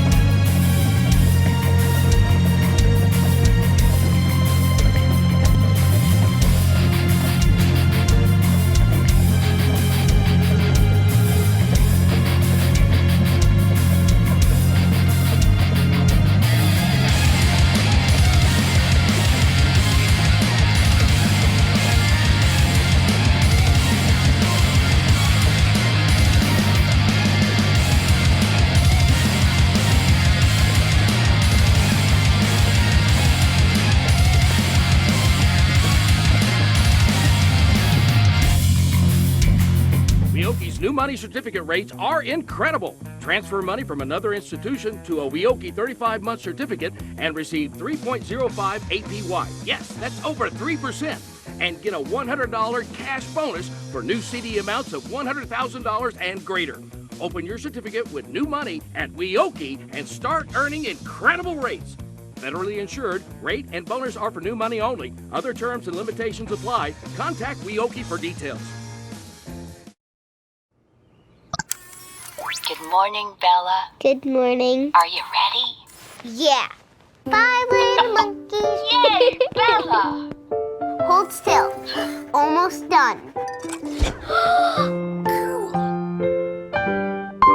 Oh, Bella, I really love playing with you. Thanks, Grandma. I really like our visits. Whatever tech tomorrow dreams up, you'll be ready with GigaBlast. Future speed internet is here from Cox.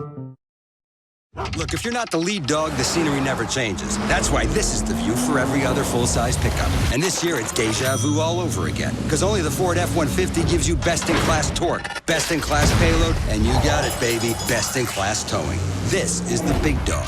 This is the Ford F-150. It doesn't just raise the bar, pal. It is the bar. Now get 0% financing for 72 months on a new 2018 F-150 at your Oklahoma Ford dealer today. When Oklahoma weather causes the power to go out, you can be left in the dark. Keep your lights on and your furnace running thanks to a new whole home generator installed by Airco. And right now, save big on a new Kohler system. Call Airco Service today. The company you know.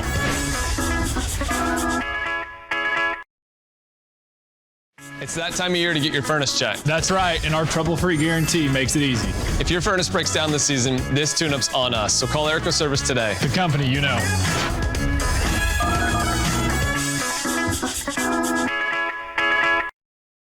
Are you looking for a career where you can work anywhere and even travel the world? Do you have a passion to work with people, plan events, or own your own restaurant? Tulsa Tech can help you build a successful career with exciting hospitality programs. Programs like culinary arts, restaurant and lodging management, and event planning. Make your own path to a successful career you love by calling Tulsa Tech at 918-828-5000 or apply online at tulsatech.edu. Wyoke's new money certificate rates are incredible. Transfer money from another institution to a Wyoke 35-month certificate and receive 3.05 APY. Yes, that's over 3%. And get a $100 cash bonus for new CD amounts of $100,000 and greater. Open your certificate with new money at Wyoke and start earning incredible rates. Federally insured, rate and bonus are for new money only. Other terms and limitations apply. Contact Wyoke for details. Good morning, Bella. Good morning. Are you ready? Yeah. 5 little monkeys. Yay, Bella! Hold still. Almost done. Oh, Bella, I really love playing with you. Thanks, Grandma. I really like our visits. Whatever tech tomorrow dreams up, you'll be ready with GigaBlast. Future speed internet is here from Cox. Welcome back to Noble, everybody. As you can see, the gang is making their way back onto the field. 28-14 is our halftime score. Ardmore Tigers with a blocked field goal on the final play of the first half, running all the way back for a touchdown. Otherwise, we'd be looking at maybe a 21-14 score. And here's a look again, and I think if you watch number 32, although I don't see him in the picture right here for the Tigers, I think he's able to knife his way in there. Get the hand up, got his hand on the football, and it bounces right to the return man, who takes it all the way back the other way, gets a block down at about the 5-yard line, and easy pickings right there on the Ardmore Tigers. They didn't need any luck. They're a good football team to begin with, and they had the good fortune on that play to take it into the end zone. They've got a 14-point lead, and it's going to be interesting to see how Noble responds here in the second half. Yeah, what's kind of interesting is you look at the score now, 28-14, Ardmore leads. You flip it around, 28 Noble, 14 Ardmore. That's what the final score was last time these two teams met. There you go. And it's only halftime. Yeah, good point. So Noble will kick it away to the Ardmore Tigers to start this second half. And we are underway. Thanks for joining us here on YurView. Game time tonight, your Oklahoma Ford dealers game of the week. On the return for the Ardmore Tigers, slipping and sliding, working his way out close to the 30-yard line is number 6, Michael Bruner. And that's where the Tigers will put it in play, 1st and 10. They were very efficient in that first half of play, using their flex bone offense. I think they threw just, the one pass that was complete and got them down to the 5-yard line. I think that was the only pass they threw. I think they threw 2. Did they? I feel like I remember a second one. Kind of earlier on, just a short, maybe 8, 6-yard game, something like that. There's a look at the Ardmore offensive line from the Noble secondary. The quarterback, once again, for the Ardmore Tigers is T-Row Roberts. And he's going to keep it this time. Gets around the corner, breaks a couple of tackles, and gets it all the way out to the 40-yard line. Nice run by Roberts. Yeah, we've seen him have a great game so far. Very dominant runner, especially as a quarterback. Like I said, he ought to be starting at running back anywhere else, but I guess here in Ardmore, maybe he just has the best throwing arm, so they put him at quarterback instead. Otherwise, he'd be in the backfield. But he does a great job making something out of nothing sometimes, because there are times when in this game, Noble looked like they were going to bring him down maybe 3-4 yards out, and he turns it into a 15-yard gain. Here's a running play off the right side. Huge hole, as a lot of the Noble defense went with the man in motion to the far side of the field. They hand it off coming back the other way, and it's a big gain. And a nice gain there by number 34. We've called his name several times this evening, Cameron Petties. Now, we saw that same play earlier on. It was just run behind that big lead blocker from that left side, and he kind of sweeps around, and then you just chase right behind him. You got a lead blocker and pick up about 15, 20 yards easily off of that, because nobody's getting through that big man. Very quickly into Noble territory on the first possession of this second half. This time they option it to the left side. Roberts going to keep it. That's going to be 7-8 yards on the carry. He comes in averaging 10.2 yards per carry. He's rushed for 785 yards on the season, averages 112 running the football per game. And he's thrown for 282, which is only about 30 yards per game because, well, he doesn't have to put it in the air very much. And he's not like a real big runner. You think about, those powerful, strong, 200-pound rushers, and he's not that. He's only 5'11", 165, so he's not got a lot of bulk to him, but his feet move at an incredible rate of speed. And I think at that position in this offense, you have to be a very good and quick decision maker as well. Keeps it here, spins and twists, and gets it all the way down to about the 25-yard line. And very effective again, as they were on their first drive of the ball game. And they were able to put points on the board. Opening possession here in this second half. Referee says keep that clock rolling. Beautiful night weather-wise in Oklahoma after a rainy week, and beautiful sunshine all day long, and certainly enjoying the weather here as we close in on the month of November. Option to the left side, they give it up the middle, caught from behind and then drugged down by his shirt literally. Not a very big gain on that play as they handed it off to Monroe. Jadrian Monroe, the 5'10", 205-pound senior running back. A little bit of extracurricular after that play. It looked like 74. Trenzel Johnson was in there, and we saw him go down a little while earlier with an injury, but back out there again for the offensive line. He's looking like he's moving all right. He was able to get up maybe about 5 or 6 yards on that play. So 2nd down and 6 for the Tigers from the Noble 20-yard line. Ritchie goes over to the slot left. They're going to run it to the left side, trying to get to the corner. Good job defensively as they come up and stop them on just a 1-yard gain on the play. One of the first ones there, number 7, Caleb Sturgis for the Noble Bears.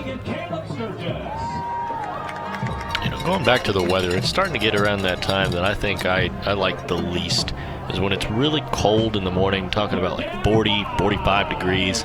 Then by the middle of the day, it's like 75. That's the best time of the year. I don't like talking that about? Because you dress for the cold in the morning, and you're wearing a jacket, and you're wearing jeans, and you're prepared for 40-degree weather, and then by the time you get out of class or work or whatever it may be, now it's 75 and you're sweating through your jacket.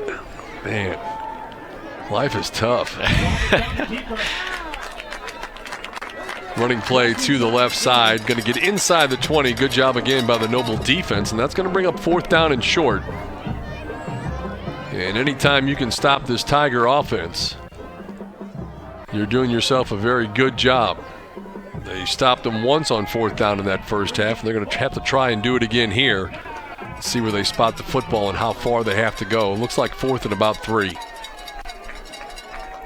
Good crowd on hand, as you see. Senior night here tonight at Noble. Yeah, that's just the Ardmore sideline, too. Yep. So I'd imagine it's pretty stacked over here on the other sideline. Motion to the right side. Give it back off to the left side. And a good job by the Noble Bears as they stop them. They will not score on the play. And the Bears will take over 1st and 10. Big defensive stand for Noble.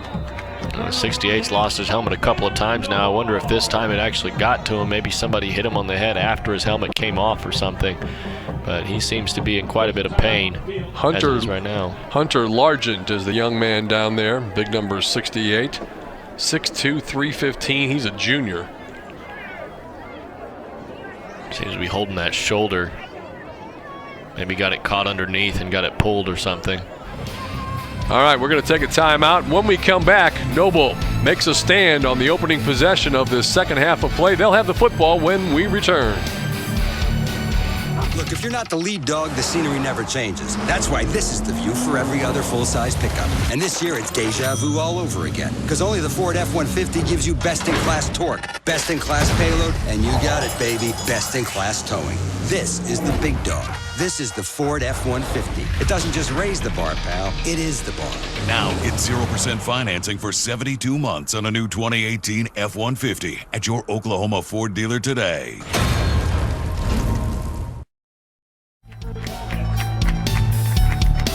Welcome back, everybody, to Noble. Hunter Largent was able to make it to his feet and get off the field. Hopefully he'll be able to shake that off and return here in just a while. Meantime, the big news is the Bears made a stand and they stopped the Tigers on 4th and 3, and now Noble will take over.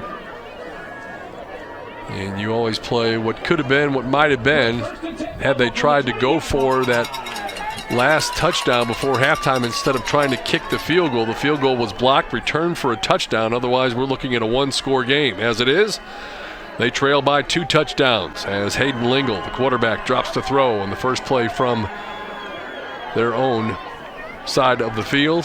Pass is thrown, incomplete. Trying to hook up there, I believe. Is that Ryan Wallace, number 15? Or yes. I think you're absolutely right with what could have been, but at the same time, I don't know that anybody could have predicted that their field goal was going to be blocked. Sure. I mean, we even our cameraman didn't predict that. It looked like it was going to end up soaring through the uprights, or at least towards them, and stopped right there at the line of scrimmage. Lingle back to throw again, rolling to the right. Still looking, and then finally throws it. Really just gets rid of the football, and that'll bring up 3rd down and 10.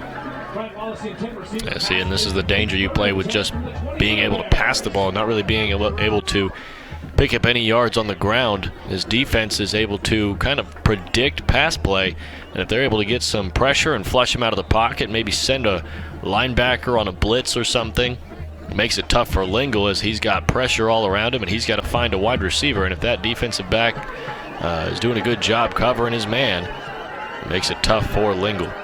Empty backfield. Man comes in motion. Lingle dropping the throw, going to roll it out to his right. Look back towards his left. Now still scrambling. Off his back foot, throws the football.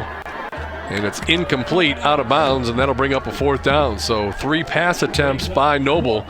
Good pressure by the Ardmore Tigers, and the Bears unable to pick up any yardage on the play, and they'll have to kick it away. Yeah, 5 white jerseys in the backfield right there. Makes it tough And at the same time, I kind of think to myself, you know what, early on in the game, we saw Lingle doing a lot of short passes, 5-yard slants, 7-yard out routes, those kinds of things. And right there, it looked like they were trying to run some more complicated rollouts, maybe some longer pass plays, and none of it turned out good. So we'll see if maybe they can get back to the original game plan. Punt's going to be fielded at the 43-yard line, and that's where the Ardmore Tigers will take over 1st and 10. 7:12 left to go here in our third quarter. Thanks for joining us tonight on your Oklahoma Ford Dealers Game of the Week on YurView.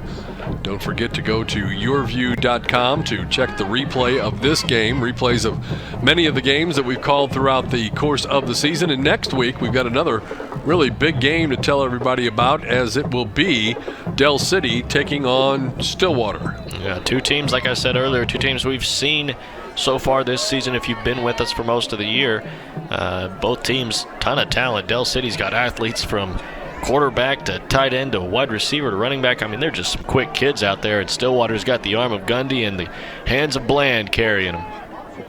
Option quarterback keeper, going to pick up about 3-4 yards over the right side, as T-Row Roberts on the carry for the Ardmore Tigers. A little slow getting up.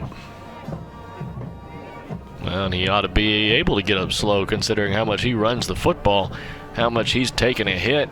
He does a good job of picking up yardage play after play.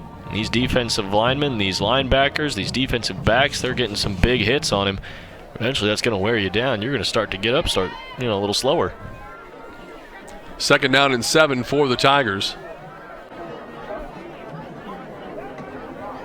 And this time, second man through. Huge hole off that right side. And you run misdirection. You have a man in motion going to the left, and then you run it back to the right with Petties. And, a lot of these guys, we said that, Monroe usually gets the bulk of the carries, but that's not been the case tonight. We've seen Roberts for the most part, Petties in a lot of situations, but he only averages 5 carries per game, and I'm sure he's eclipsed that mark already tonight. Yeah, I don't know if we can get a quick replay now or maybe after the next play, but 55 had a pancake block. I'm talking IHOP, stuff your fluff pancakes. That stuff was nasty. Running play, once again, up the middle, big yardage again. On the carry, it's Pettis. And now the Tigers moving the ball at will all the way down to the 30-yard line in Noble territory. Well, great job by Ardmore's offense once again, moving down the field. Makes it look really simple, and they do those misdirections and kind of throw off the defense. And if they're able to put up a touchdown here, it's definitely going to put Noble in quite a big hole. And so this defense is going to have to start to figure out what is going on in that backfield and get to the ball quickly. New set of downs, 1st and 10. Man in motion to the left, give to the fullback up the middle.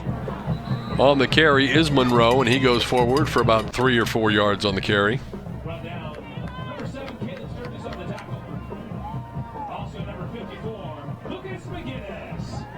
Tigers on the move once again,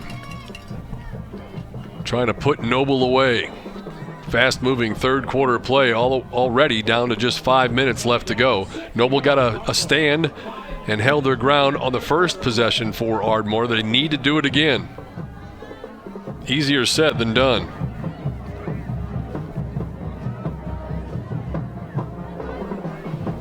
Running play. Up the middle. Good job, Noble defensively, turning him back. Noble has not played like a 2-16 tonight. I've been very impressed with their effort this evening.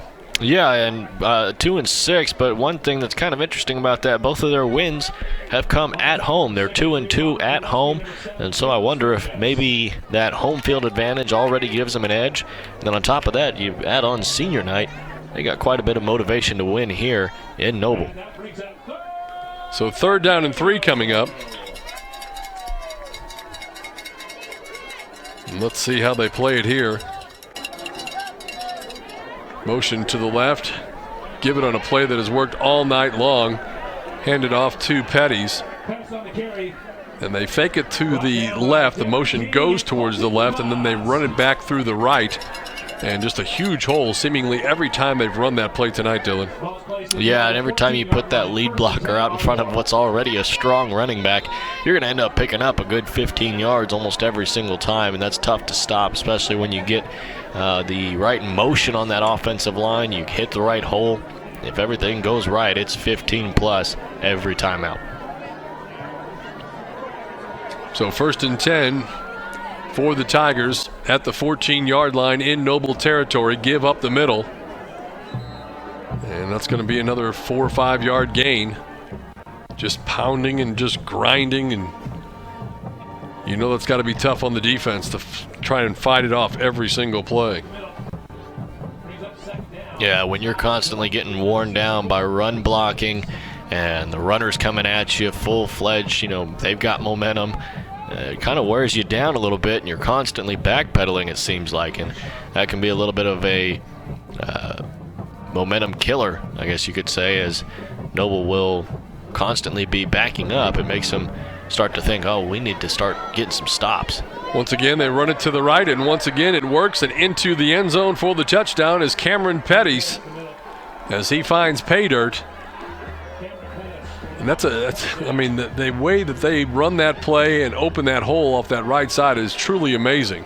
Just watch it work again. Just such great blocking. This time he cuts it up inside and finds pay dirt and gets into the end zone for the touchdown to extend the Tigers' lead. Yeah, one thing that you usually spot is those left end blockers came around to the right side, gave some extra help, and moved the defensive bodies out of the way and give him a clear path into the end zone. A great job by the offense all around. The running back, good handoff by the quarterback, and good clear up by the lineman.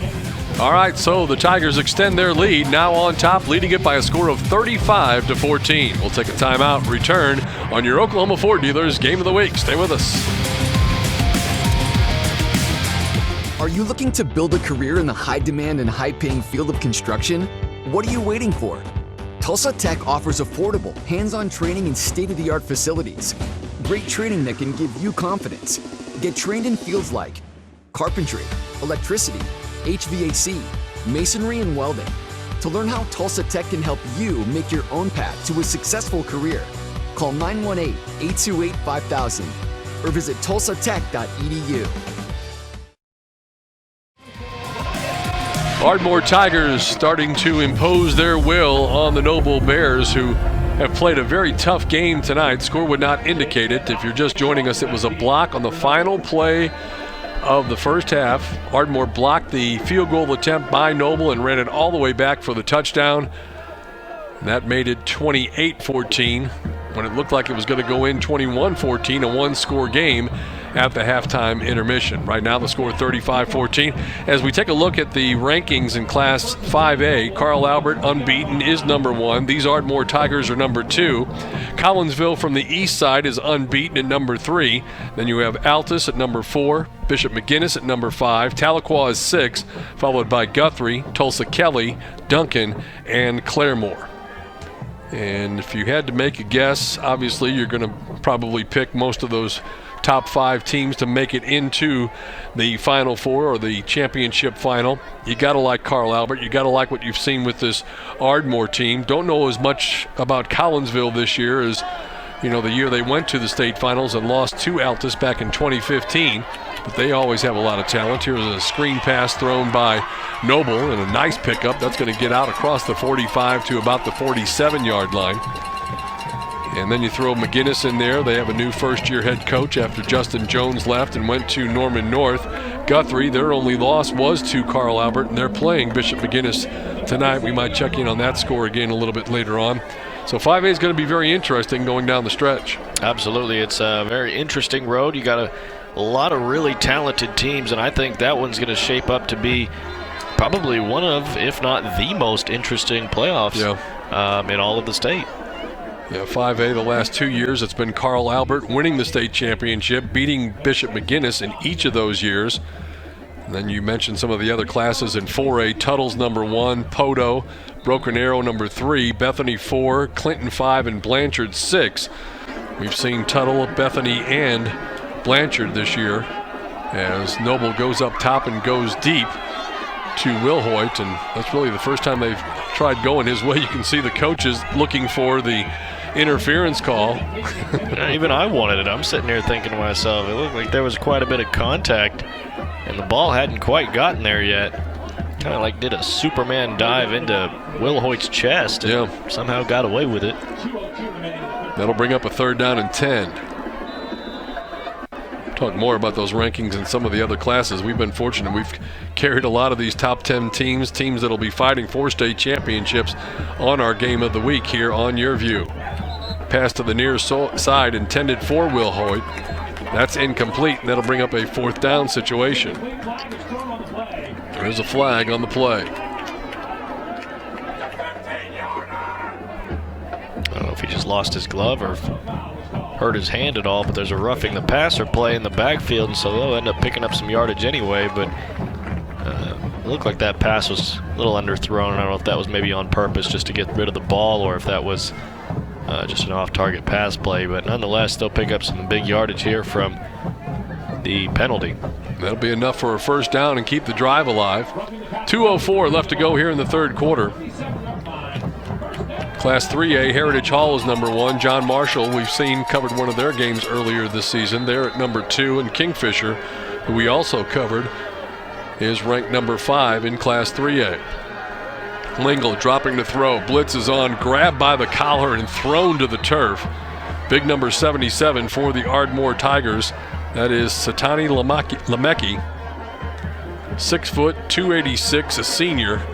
He grabs a hold of you, you ain't getting loose. Yeah, look at that shoulder move. He knows he did a good play. He knows he pulled up pretty well. Did a good job getting into the backfield. Looked like maybe 6-7 guys in the backfield on that play. And not much for Lingle to do. And a great job by Satani Lemecki. He's a big boy. He reminds me of Vita Vea because he's got the long hair. Here's a pass. Lingle, receiver had taken off and run the opposite way, so a little miscommunication there on that play. Stops the clock, and that'll bring up 3rd down and 17.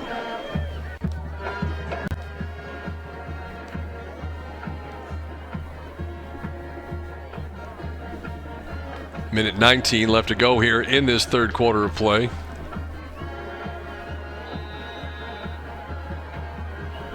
Big play here for the Noble Bears. Hayden Lingle, your quarterback, dropping to throw. Not much pressure. Now it comes. Rolls out, has lots of room. Throws downfield, has a receiver down there. Incomplete. Just missing his target. Intended out there for number 3, Jay Smith. And him and Smith just haven't been able to hook up tonight. Yeah, they've been able to hook up on these short routes, and that's why I'm so confused as to why they're not sticking with that. They keep going further and further down the field. Right there, it looks like Lingle might be favoring that left arm a little bit. But, yeah, they keep kind of going for more of these 15, 20, 10-plus yards, and it doesn't seem to be working for them. And so I don't know if maybe they're going to switch it up and get back to what they were doing earlier and start going back to those 5, 6, 7, 8-yard routes.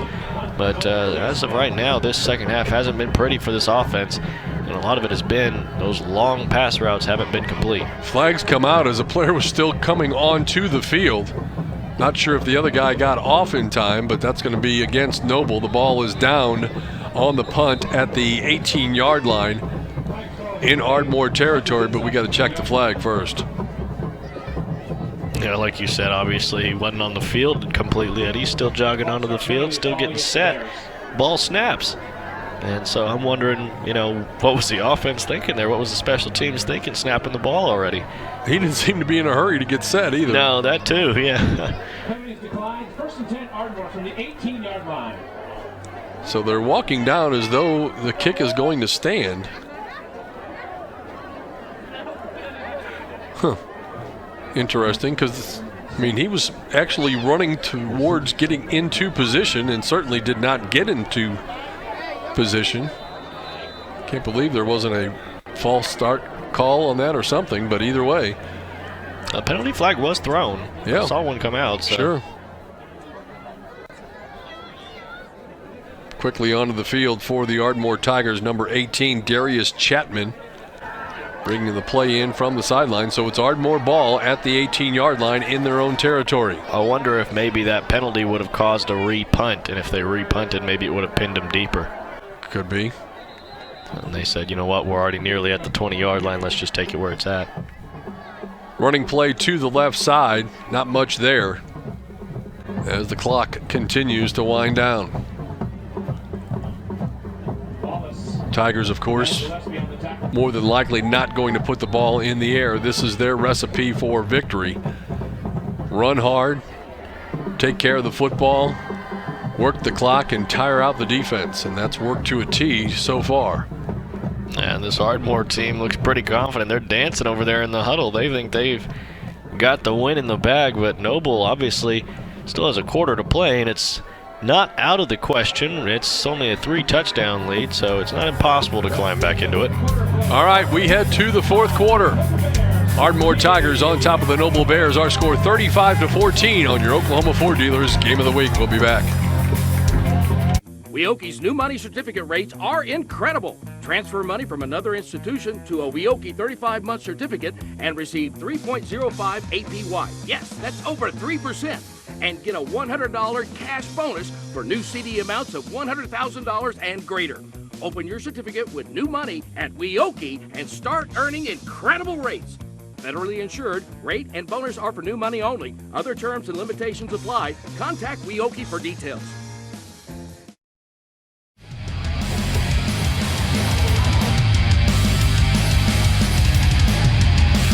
Welcome back to your Oklahoma Ford Dealers Game of the Week. The number 2 rated Ardmore Tigers on top of the Noble Bears by a score of 35-14.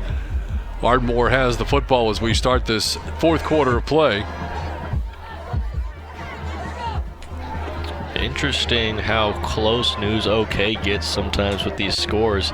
They projected the score to be 42-13 at the final whistle. Right now 35-14, so that's definitely in the realm of possibility. I actually had Jacob Unruh on the radio show today talking about all the high school football that's going on, and he was going to be at that Westmore, or not the Edmond Santa Fe and Jenks game this evening that you had Jenks winning earlier 21-0. Yeah, I'll see if I can get a score update here in a little bit and update some of the scores around the state. Running play to the right side, not much there on the 2nd down and 6 call. And we're just underway here in this fourth quarter of play. As we said, the two teams will wrap up their season. Next week, the Ardmore Tigers will host the Washington Heights Jets. That should present no problem, and the Noble Bears should not have a problem as they play at Southeast.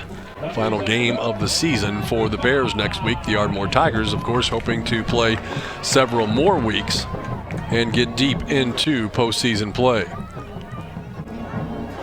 Quarterback keeper Roberts, there's nobody there. He is going to go the length of the field, and he saw something and called his own number and just runs right through a gaping hole off the right side and into the end zone. Don't see any flags.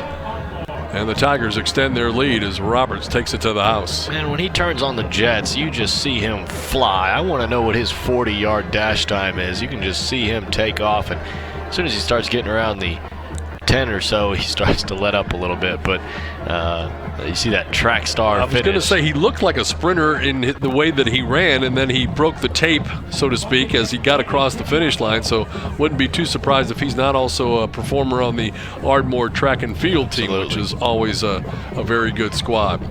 Extra point attempt. Good job by the holder to get the ball down. The kick is up. It is good.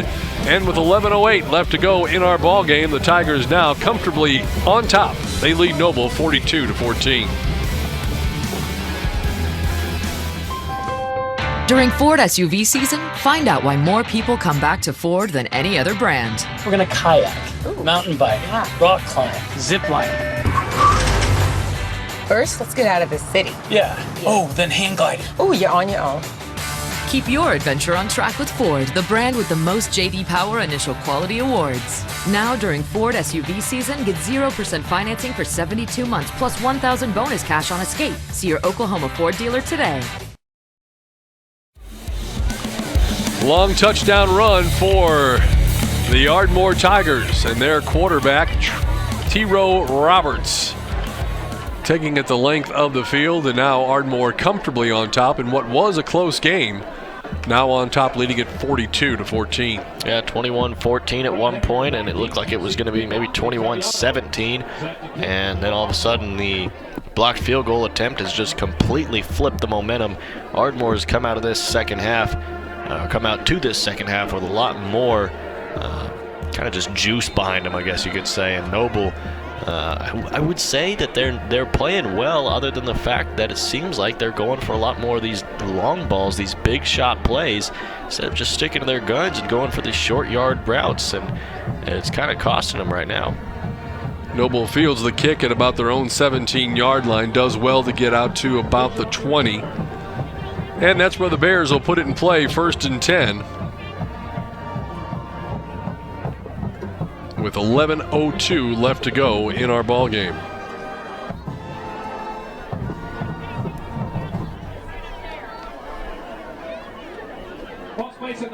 Obviously still most of the starters out there for both Ardmore and Noble. Bears all looking to the sidelines to get the play call. The big dudes up front for the Ardmore Tigers. Noble's offense has been pretty much Lingle to Wilhoit for the evening. Handoff in the backfield, and that's going to get dropped for about a 6-yard loss in the play, and then flags come in, maybe a face mask on the play. I think it might have been the late hit on 77, actually. I think Lemecki came in kind of late, but what I was getting ready to say before that flag came flying in was kind of to your point that you haven't seen many anything else other than Lingle to Wilhoit, really, but I think a big reason is right there on that play. Anytime you try to run the football, usually you're getting tackled within the first, 1 or 2 yards off the line of scrimmage, and if not, you're getting hit in the backfield, because this defense has done a great job of snuffing out the run game, making it tough for them to pick up any yards on the ground, and I think that's a big key to this defensive line that I talked about was my, I guess you could say, players to watch tonight. And they did a good job there of getting into the backfield and making the hit.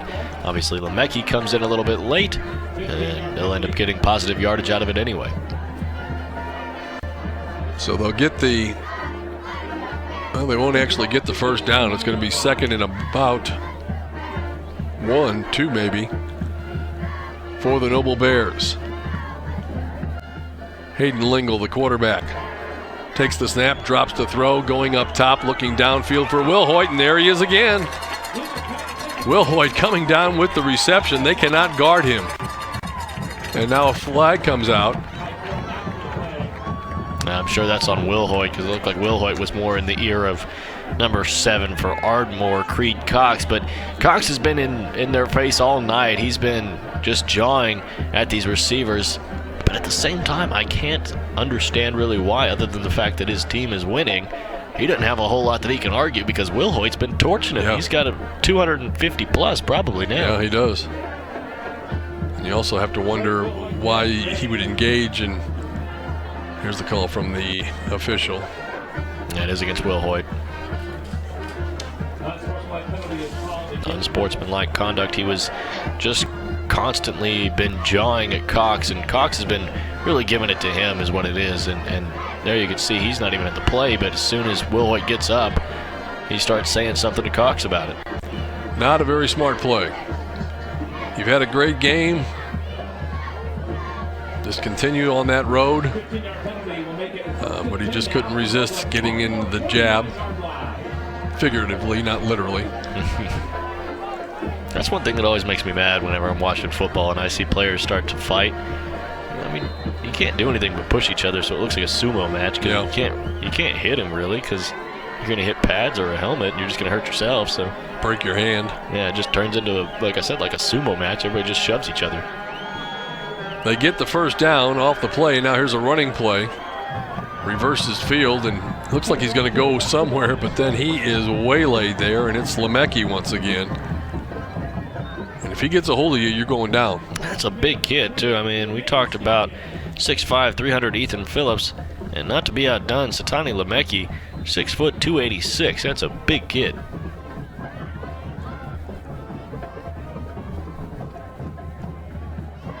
Look at the size of those guys out there, and you look at Ardmore's number 32, Milek Ritchie. They list him at 6'3", 205. You have to wonder if he's on that basketball team.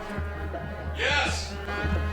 And the answer from our crew is yes, he is. Makes sense.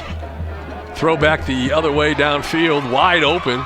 This time they get Smith, makes a move at the end line and gets into the end zone for the touchdown. So Jay Smith makes the catch. Only one defender to beat. He puts the moves on him and gets into the end zone for the Noble Bears and a touchdown. And who was that getting beat down there in the red zone?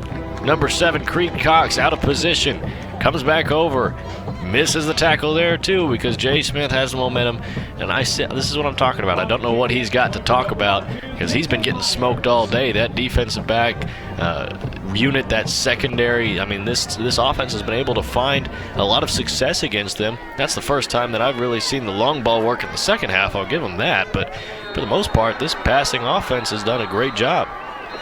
The extra point is blocked, and so with that, I don't think there's any flags on the play, and that will be the end of that series. So the Ardmore Tigers give up a touchdown to the Noble Bears. Our score right now stands at 42-20. Still got 9:47 left to go. We'll come back with the kickoff when we return. Oklahoma weather causes the power to go out. You can be left in the dark. Keep your lights on and your furnace running thanks to a new whole home generator installed by Airco. And right now, save big on a new Kohler system. Call Airco Service today. The company you know. It's that time of year to get your furnace checked. That's right, and our trouble-free guarantee makes it easy. If your furnace breaks down this season, this tune-up's on us, so call Airco Service today. The company you know.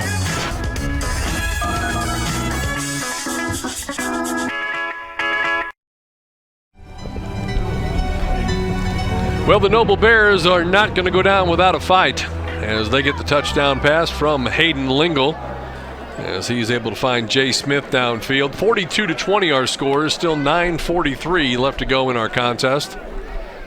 And an update that we have. Mark, what was the score once again? 28-20. Bishop McGuinness leading the Guthrie Blue Jays. What a tough district that always is every year. Carl Albert, McGuinness, Guthrie. Used to be Deer Creek, all in that same district before Deer Creek moved up to 6A2. Yeah, right after this kickoff, I'll have some other scores for you. Fair catch taken 4. Let us have them. All right, well, right off the bat, I remember you asked me earlier about Jinx at Edmond Santa Fe. Both teams 7-1 coming into this one. That's another one of those east side versus west side. Let me have it. Jinx 49, Edmond Santa Fe 8. That one's got 7 minutes left in the fourth quarter. One of the ones I mentioned at halftime, Veneta at Inola. Both teams 5-3. That one's got some playoff implications behind it, I'm sure. 31-27 is the final score. Veneta walks away winning that one. As you kind of look around the state, some smaller schools. Ryan at Wilson, both teams coming into the game with a good record. 5-3 for Ryan, 6-1 for Wilson. Ryan takes the win 24-6. And some other scores are pretty interesting throughout the state.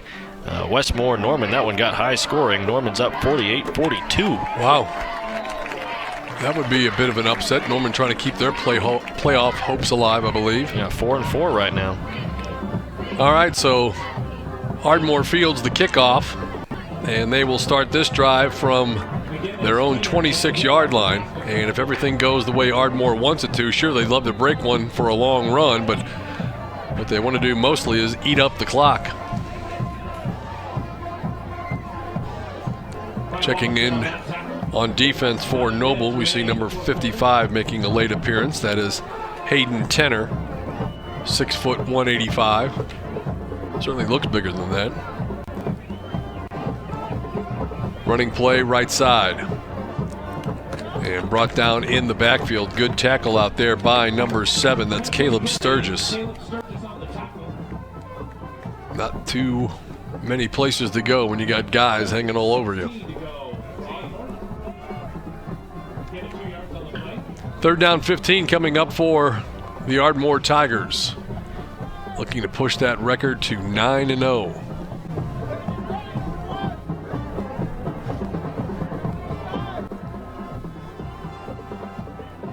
Tigers coming to the line of scrimmage. Their quarterback has had a big night, T-Row Roberts. Pitches on the play and stumbling forward, picking up good yardage. Did he get enough for the first down? I believe he probably did. You talked about Bishop McGinnis, and you talked about Carl Albert.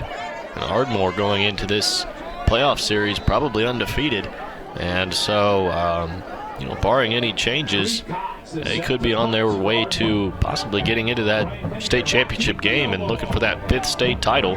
Haven't won one since '92, so it's been a while for the Tigers, but definitely in the picture this year. Punt situation returned by the Noble Bears. Nice return there for number 24, Brian Henniger. You mentioned the '92 Tigers. That would have been when I was in Altus and calling games down there, and I believe they had a running back named Raphael Denson, who, again, I know you don't remember because you weren't born yet, but an outstanding football player. And they had some really good teams in my times down there at Altus in the late 80s and early 90s. Yeah, they won in 90 as well, so 90 and 92. So obviously they had a good collection of talent those years. Altus went to the championship game, I believe, in '88, lost to McAllister. So that was always a big rivalry between Ardmore and Altus. Running play, left side, looking for a hole to cut back up, unable to find one, and dropped in his tracks. Good job defensively there. Ardmore number 58, Ethan Lyles, among others, in on the tackle.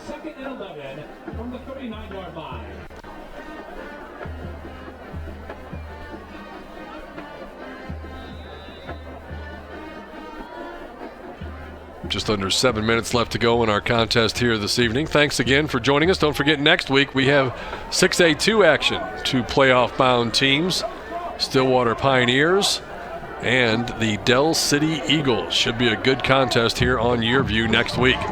Pass to Smith, nice move. Gets free, lunges forward.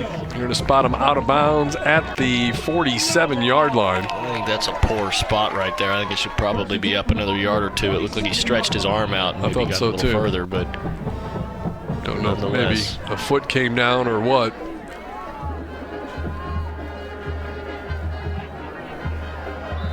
So they spot the ball. They do give him enough for the first down. 1st and 10 for the Bears. 6.5 left to play. Lingle drops to throw. In trouble.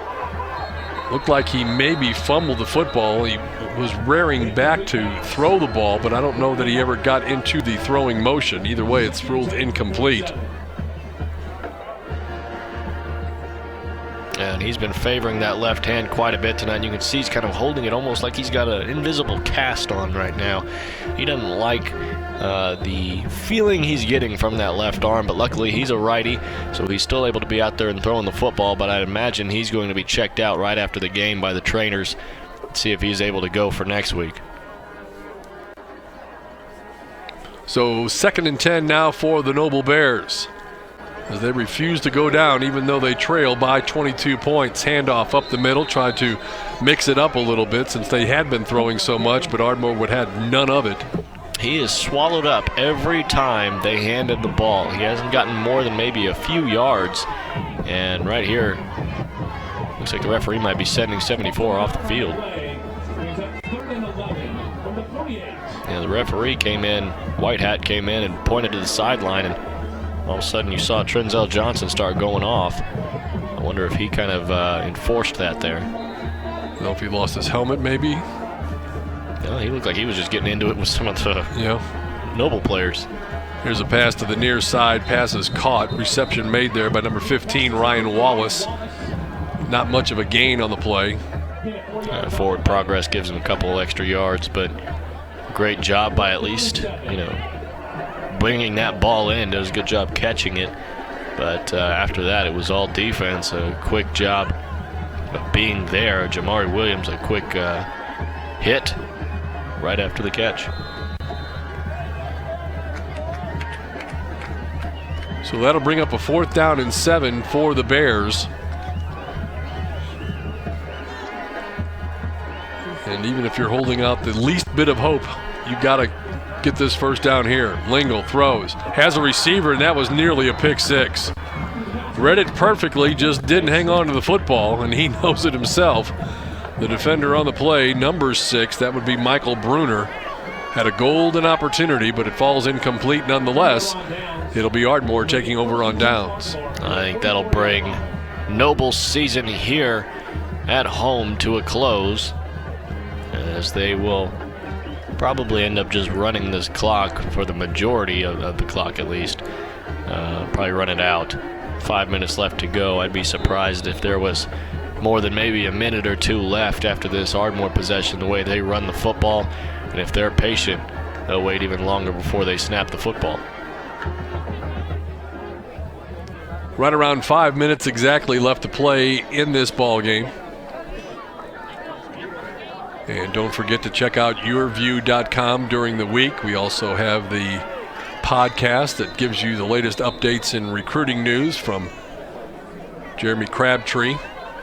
And of course, you can also check out what's going on in some of the other Cox markets as well. We got a timeout on the field. We'll take one ourselves. Ardmore on top of Noble. Our score is 42-20 on your Oklahoma Ford Dealers Game of the Week. Look, if you're not the lead dog, the scenery never changes. That's why this is the view for every other full-size pickup. And this year, it's deja vu all over again. Because only the Ford F-150 gives you best-in-class torque, best-in-class payload, and you got it, baby, best-in-class towing. This is the big dog. This is the Ford F-150. It doesn't just raise the bar, pal. It is the bar. Now get 0% financing for 72 months on a new 2018 F-150 at your Oklahoma Ford dealer today. Welcome back, everybody. We're in Noble tonight. It's senior night, week 9 of the high school football season. Dylan Rivera's alongside. I'm Steve Marshall. The Mark Jeffries Band on the other side of the glass. And we are happy to be bringing you all the action tonight. Ardmore has the best of it, the number 2 ranked team in Class 5A, leading by a score of 42-20. I talked earlier about how Ardmore's in the championship picture, how they hadn't won a title since 92 or 90. How about Noble? No state titles in football. Only 3 state titles total. One in the 65 fast-pitch softball season, one with the 72 volleyball team, and one with boys golf in 85. Interesting. So this team is definitely hungry for a title, I can give you that. Sure. You don't even have to be there to know that they want one.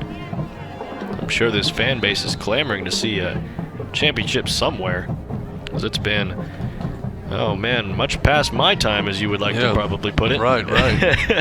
Much past my time since the last time they've won one. I know it was a 3-year span, and it may have been like 2012 to 2015 or 13 to 16 that Edmond North won 14 state championships in all the different sports. I mean, they're going volleyball and boys and girls soccer and basketball when Terry Evans was there and they won a state championship, and they were just cross country and track and some of the what people consider the secondary sports, certainly not secondary to those athletes or their parents. But there's some schools that go for the football and basketball championships, and in some people's eyes that's really what matters most. But of course, golf, they won 13 I think in a row in boys golf at Edmond North before losing 2 years ago and then getting back on the winning track again this past year. So keep it here. We'll keep you informed and updated and throw little tidbits of information your way when we bring you the high school game of the week. And there's a tackle on the play. Great tackle. How about that hit? Caleb Sturgis. We've called his name a couple of times on defense. Looked like he had one guy kind of help him out and hit low, and he kind of went high. Looked like he almost just kind of grabbed the shoulder pads or something, just yanked him down to the ground. Kind of an interesting tackle. I've not really seen that before. Yeah, that's the new one on me, too. Picked up 2 on the play, and as you said, Ardmore in no hurry. Clock continuing to wind down as we get down to about the 3-minute mark here. Tigers looking at a 2nd down and 8 situation.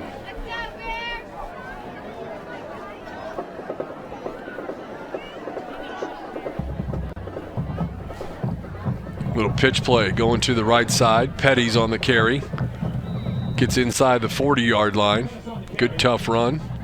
And, you know, the running backs that they use in this flex bone offense, you know, you've got the speed back. The quarterback we've seen certainly has the speed, but is also a very heady runner. Petty's the big guy that slams it up the middle.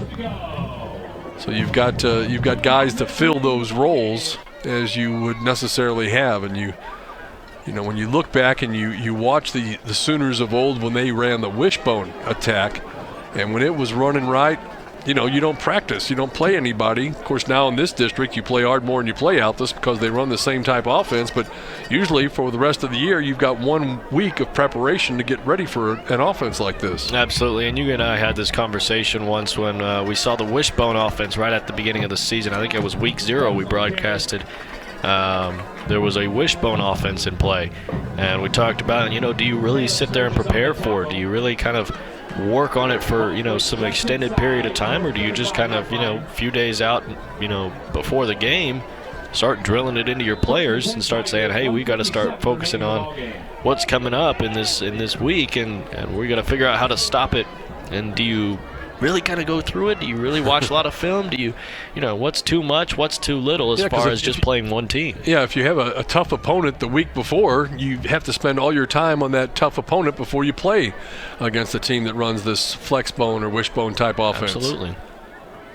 And a timeout called as the play clock was just about to expire, but Ardmore has already worked it all the way down to just 1:32 left to go in our contest. We'll keep it right here as both teams will make what is expected to be final trip to the sideline and get some last-second instructions for the Noble seniors, knowing that there's not going to be any more playoff football and you're on the road next week. This is their final home game, so I'm sure it's quite an emotional ride for them, thinking that they have played their last game and getting as far as they did last year, hoping to do better than that this year, but just not able, with all the graduations that they had, able to carry through on that. But a gallant effort here this evening, as again they were just a touchdown behind at the half, but the very last play of that first half, Ardmore blocks the field goal attempt with no time remaining.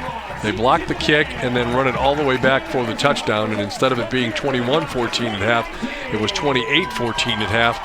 And then Ardmore scores to open up the scoring in the second half of play, and they've been on top by 3 touchdowns pretty much the rest of the way. Yeah, you said it, and 20 seniors on this roster, so we'll see a very different Noble Bears team next year.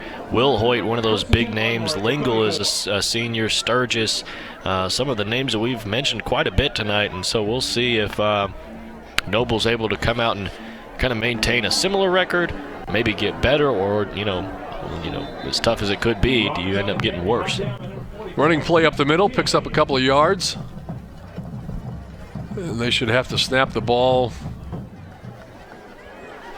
maybe once, twice at the most, as they've got a 2nd down and 3 situation right now. Trotting onto the field from the sidelines for Ardmore, number 17 is Raven Henderson.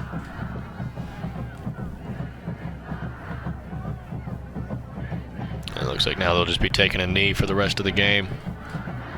Respectable way to go out. Obviously, it's senior night for Noble, so it'd be quite a shot to the heart if you went and scored on this last-minute possession.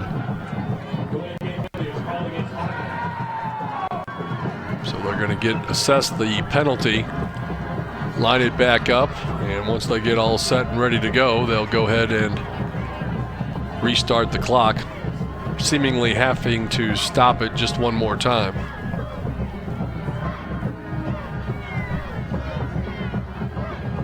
So the Ardmore Tigers, a team to watch in Class 5A. Not so much next week, as they know that it's going to be a pretty easy victory for them in their game against Western Heights, but they'll have the first round game at home in postseason play, and more than likely the second game as well, the way things work out and the way they run the playoffs in high school football. Ardmore kneels it down, and yeah, you got a little extracurricular again, and flags are thrown, and that's unfortunate to see that at the end of the contest.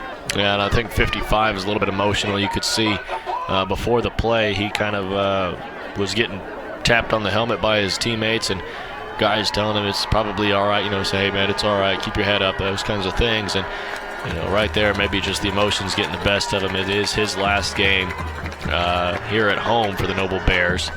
And next week will be his final game in a uniform, probably. And so just kind of letting the emotions get the best of him. And so he'll be taken off the field. And they're going to call it against Ardmore, but still, nonetheless, he'll be taken off the field. And it looked like maybe 60 was taken off the field for Ardmore, and they're going to chat with him on the sidelines. If it were week 10, you'd have to worry about, committing a silly infraction and getting suspended for the opening round of the playoffs. So you certainly don't do that, but I don't think you run that possibility here since it is week 9. But you don't like to see your team lose their senses about them in a game that's already been decided. Late in the contest. Keep your composure and let it go out in a respectable way, and that's what Ardmore's done for you. Is they've set up in this victory formation, just taking the knee instead of they were down near the 20-yard line. They could have ran it in. Sure. If we're being honest, this defense hasn't been able to stop the run game very, very well. So I wouldn't have been shocked if they had been able to punch it in. So Ardmore took some respect into the game, and they're going to take a knee instead. And I think you should live by that same principle, and keep your composure, keep your cool. Nonetheless, we had the penalty, and we'll see what happens here. The Nobles acting as though they're going to try and cause a turnover here, which maybe the referee just needs to step in, grab the ball, and hold it up high and say, okay, ball game over. We have no kind of skirmish there at the end, and that will be the final play of our football game. The Ardmore Tigers retreat to their sidelines. The Noble Bears do the same. And our final score, Ardmore defeats Noble by a final of 42-20. We'll take a timeout. We'll wrap things up for you here on your Oklahoma Ford Dealers Game of the Week. Look, if you're not the lead dog, the scenery never changes. That's why this is the view for every other full-size pickup. And this year, it's deja vu all over again. Because only the Ford F-150 gives you best-in-class torque, best-in-class payload, and you got it, baby, best-in-class towing. This is the big dog. This is the Ford F-150. It doesn't just raise the bar, pal. It is the bar. Now get 0% financing for 72 months on a new 2018 F-150 at your Oklahoma Ford dealer today. Weoki's new money certificate rates are incredible. Transfer money from another institution to a Weoki 35-month certificate and receive 3.05 APY. Yes, that's over 3%. And get a $100 cash bonus for new CD amounts of $100,000 and greater. Open your certificate with new money at Weoki and start earning incredible rates. Federally insured, rate and bonus are for new money only. Other terms and limitations apply. Contact Weoki for details. Welcome back once again, everybody. Our final score, the Ardmore Tigers move their record to 9-0 on the season as they defeat the Noble Bears by a final score of 42-20. Game opened up and both teams shared touchdowns, and it was 14 apiece, and then Ardmore was able to get a touchdown to go on top 21-14, and then right before half, Dylan, Noble lines up with virtually no time left on the clock. It's the final play. They're lining up for a field goal to try and make it 21-17, and then the unthinkable happened for the Noble Bears. Yeah, this right here is where the entire momentum of the football game just changed. You could just feel it kind of deflate out of Noble, and the field goal gets blocked. Nathan Taylor somehow ends up with the ball for Ardmore, and he'll take that one to the house. The only one in a shot of catching him is Lingle, and he falls short. So 6 points puts up right at the very end of the second quarter of the first half, and goes in with a 2-touchdown lead rather than a 1-touchdown or 4-point lead. And so a big frustrating moment for Noble. You go into the locker room, you're upset. Come back out, you're only able to get 1 touchdown on the board, and Ardmore expands their lead. Now it's 42-20, almost right on the dot by News OK's prediction. But that first half was a really good first half for both teams. A great game up until that midpoint of the game, and then just from there on out, it's been Ardmore Tiger football. They win it by a final score of 42-20. As we said, their record now at 9-0 on the season. And, of course, 454 yards passing for Lingle. Yeah, big game for Lingle and a big game for Will Hoyt as well. I mean, he had, like I said, probably 250 plus. I believe 2 touchdowns or 1 touchdown. 2, I do believe. And he had one that was called back. If you remember, he was kind of on that post route, fade route into the corner, caught it, and they called it back because of a holding call. Don't forget to join us next week. We've got another big matchup coming your way in 6A2. It'll be Del City and Stillwater. Former partner Dylan Rivera, for Mark Jeffries and the crew, we thank everybody for joining us here this week again on YurView, your Oklahoma Ford Dealers Game of the Week. I'm Steve Marshall. We'll talk to you next week, everybody. So long.